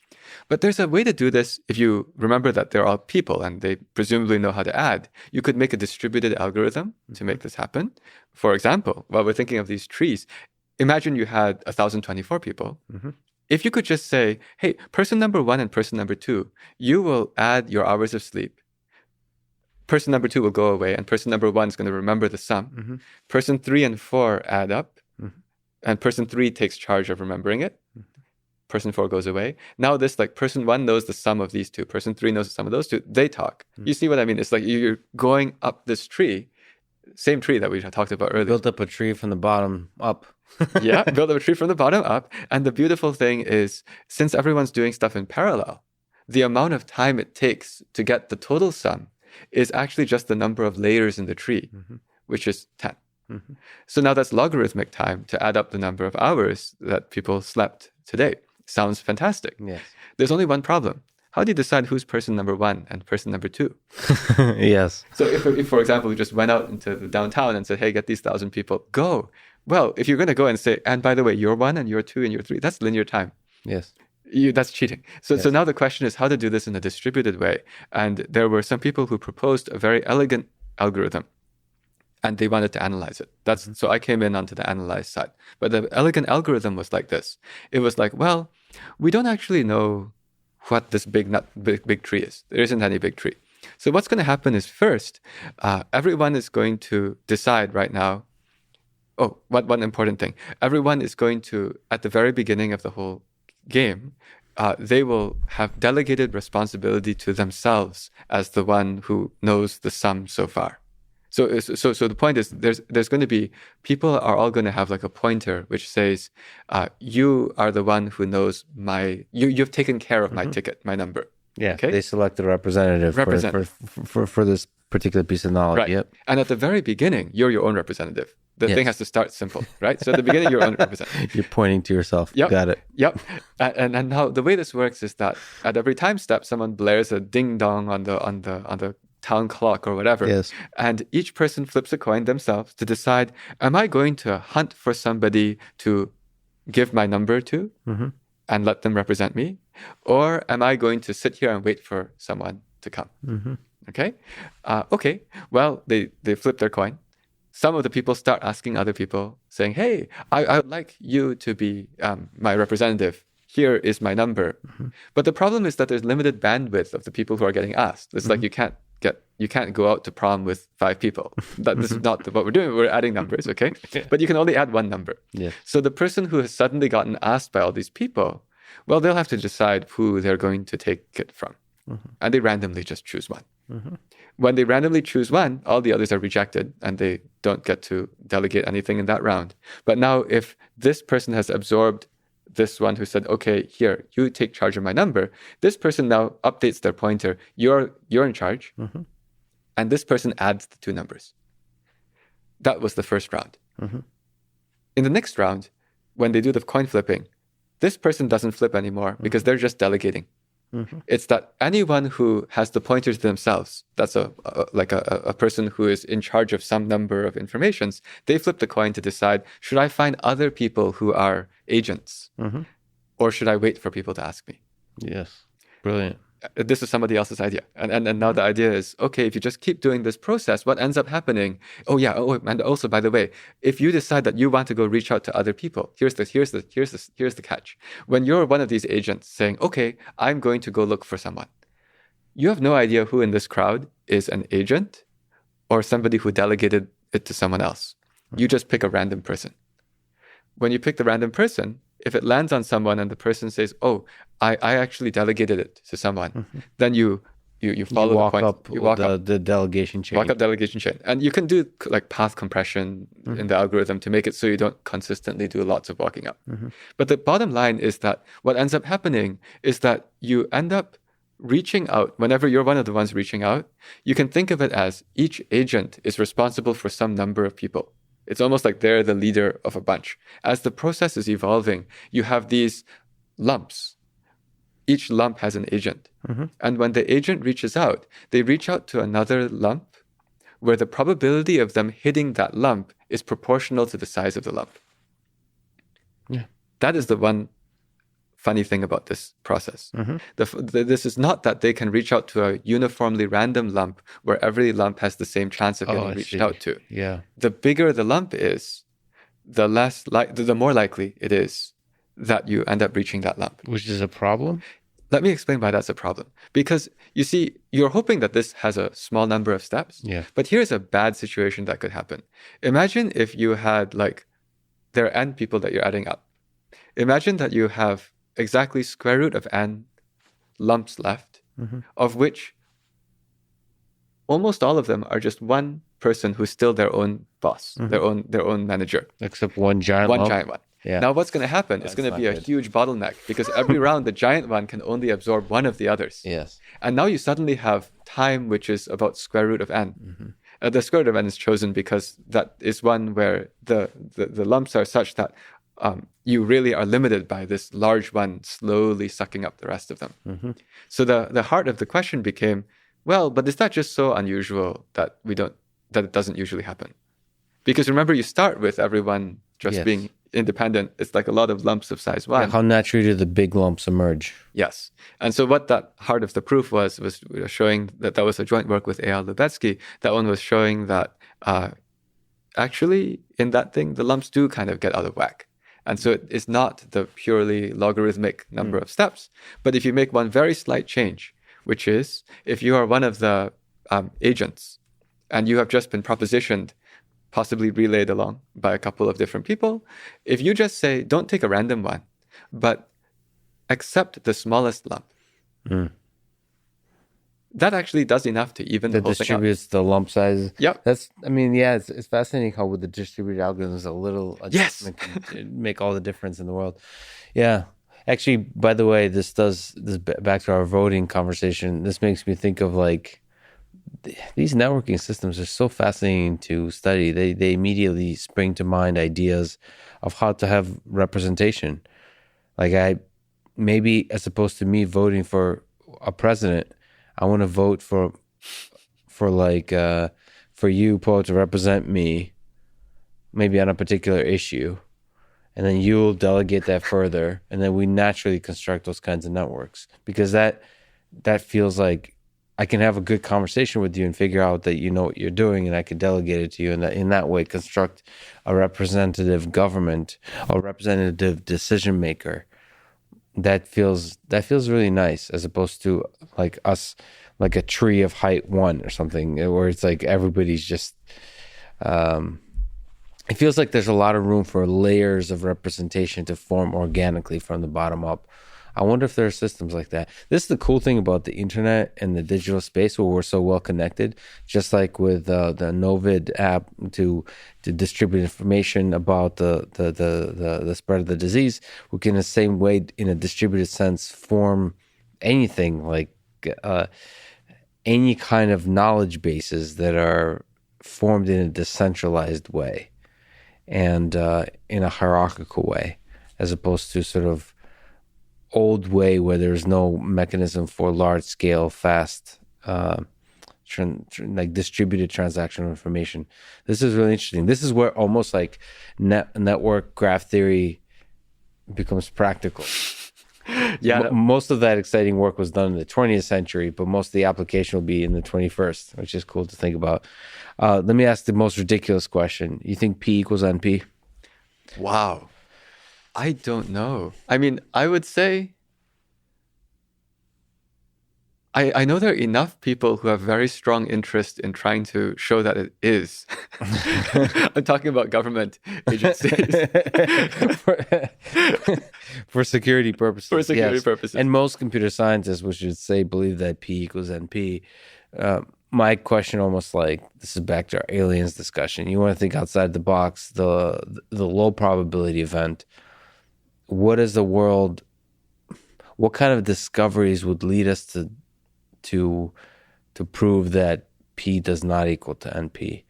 Like there could be giant misunderstandings or gaps in our knowledge about computer science, about theoretical computer science, about computation, which allow us to think like flatten all problems.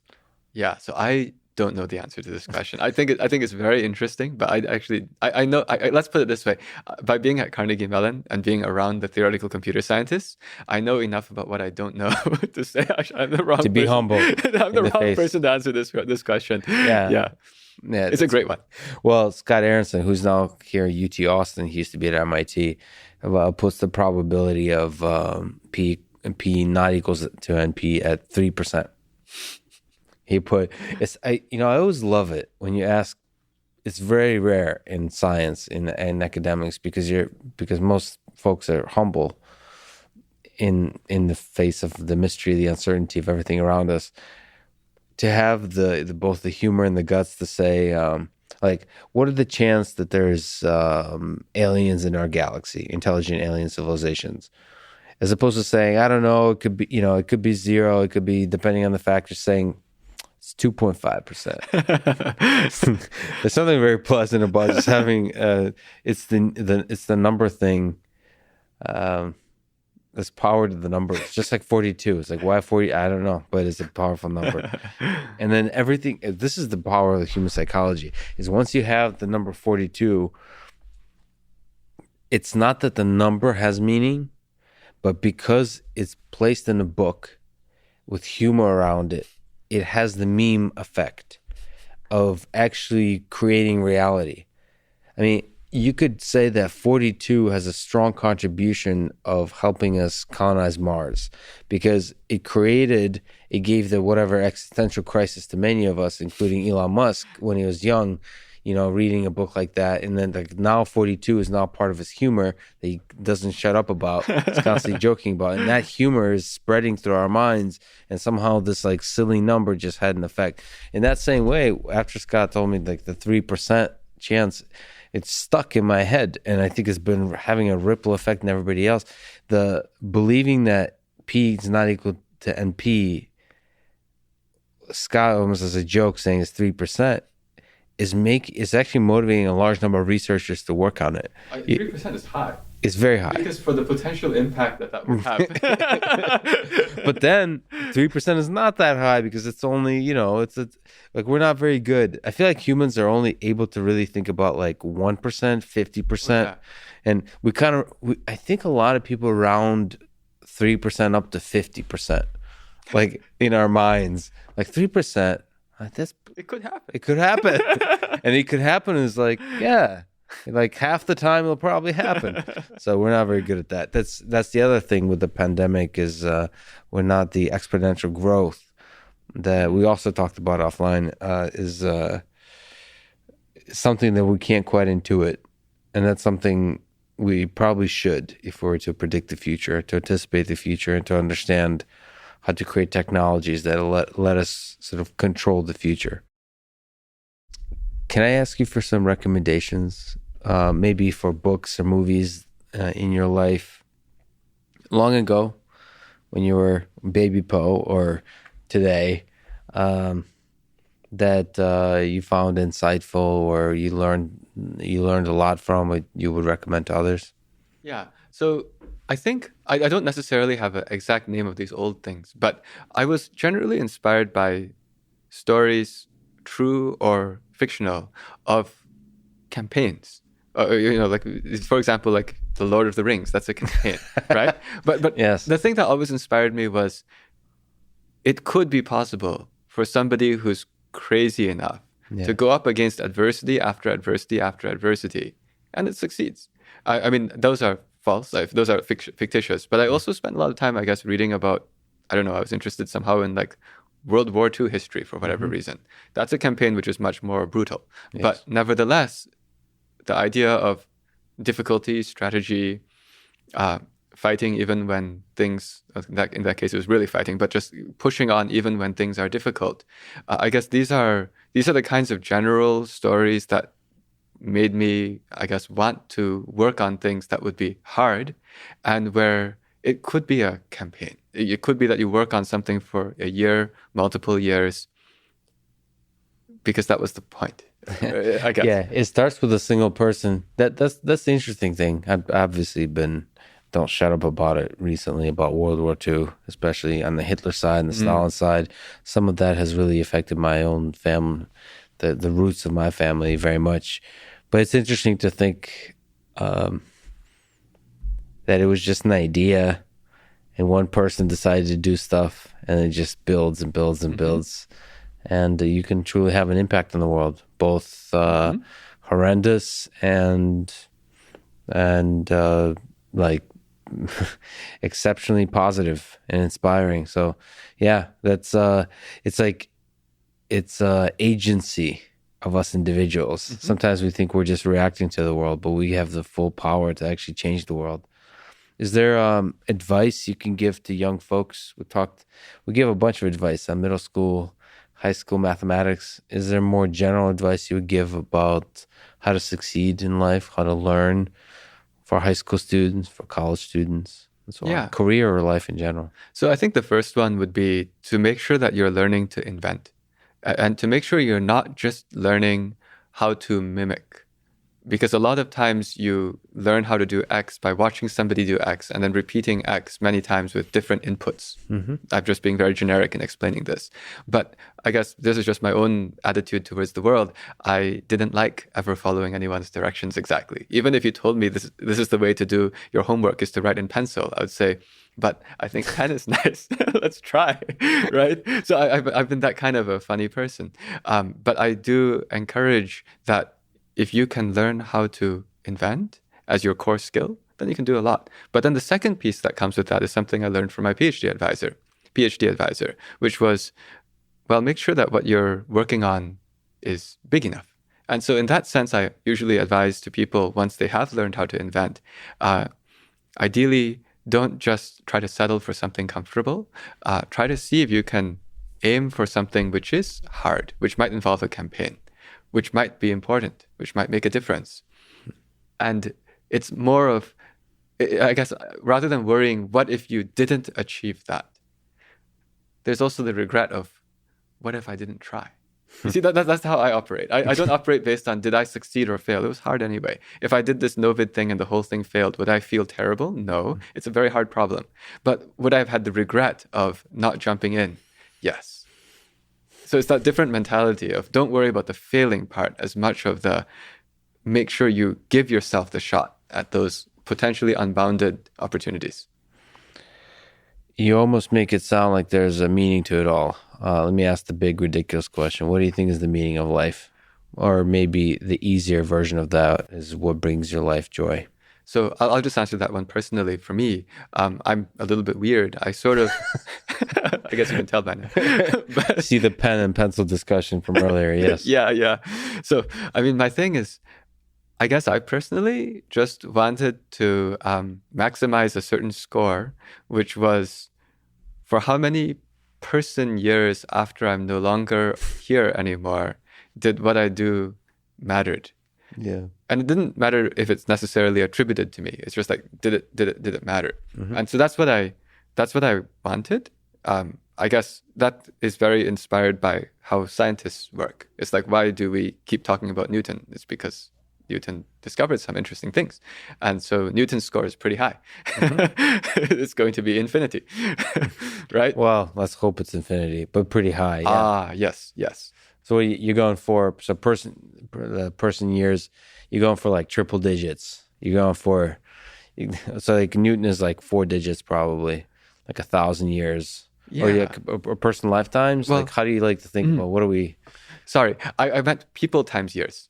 Times. So then it's like, actually his is huge. His is like going to be billions or trillions. Yeah. Right, trillions. But I guess for me, I actually changed the metric after a while. And the reason is because you may have seen I found some simple way to solve quadratic equations that is easier than every textbook. Yes. So my score might already be not bad, which is why I decided then let's change it into the number of hours in the lifetimes as well. So the way I was doing it before is that if a person was sort of remembering or using or appreciating what I had done for like 10 years of their life, that would count as 10. I see. So if there was one person who for 10 years remembered or appreciated something I did, that counts as a score of 10, and we add up over all people. Yes. And then, and that was with the hypothesis that the score would be very finite in the sense that if I didn't come up with anything that might potentially help a lot of generations in a forever way, then your score will be finite because at some point it's not, people don't remember that you made like nice bottles or something, right? But then after the quadratic equation thing, it was that there's some chance that actually might make it into textbooks. Yes. And if it makes it into textbooks, the chance that there will be an easier way discovered is actually quite small. Yes. So in that case, then the score might get bigger. I was just saying the score might actually already have been achieved in a non-trivial way. So, I see. Because But it's fun to think about because it could be different. You can achieve a high score by a small number of people using it for most of their lifetime and then generations and generations. Or you can have, if we do dissipate, if we do spread, colonize, become multiplanetary species, you could have that little, a clever way to solve differential equations spread through like trillions of people as they spread throughout the galaxy, and they would only use it each one a few hours in their lifetime, but their kids will use it, the kids will use it, it will spread, and you'll have that impact in that kind of way. Yes, so that's why I renormalized it. Because I was like, well, that's kind of dumb. Because what's the importance of that? That'll save people 15 minutes. But so what I meant is I didn't want to count that as the main score. Well, I'm gonna have to try to come up with some kind of device that everyone would want to use, maybe to make coffee, because coffee seems to be the prevalent performance enhancing chemical that everyone uses. So I'll have to think about those kinds of metrics. Yeah, but you see, that's just giving an idea of, I guess, what I found meaningful in general, like whether or not that quadratic thing is important or not. The general idea was I wanted to do things that would outlast me. Yes. And that was what inspired me. And that's just how I choose what problems to work on. And that's a kind of immortality, is ideas that you've invented living on long after you in the minds of others. And humans are ultimately are like meat vehicles that carry ideas for just a few years. It may not be the important thing. It might be the ideas that we carry with us and invent new ones. Like we get a bunch of baby ideas in our head. We borrow them from others, and then maybe we invent a new one. And that new one might have a life of its own. And it's fun. It's fun to think about that idea of living for many centuries to come, unless we destroy ourselves. But maybe AI will borrow it and will remember Poe as like that one human that helped us out before we, of course, killed him and the rest of human civilization. On that note, Poe, this is a huge honor. You're one of the great educators I've ever gotten a chance to interact with. So it's truly an honor that you would talk with me today. It means especially a lot that you would travel out to Austin to talk to me. It really means a lot. So thank you so much. Keep on inspiring. And I'm one of your many, many students. Thank you so much for talking today. Oh, thank you. Thank you. It's actually a real honor for me to talk to you and to get this chance to have this really intellectual conversation through all of these topics. Thanks, Bo. Thanks for listening to this conversation with Po-Shen Lo. And thank you to Jordan Harmerdishow, Onnit, BetterHelp, 8 Sleep, and Element.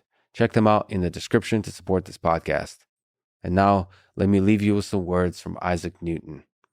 I can calculate the motion of heavenly bodies, but not the madness of people.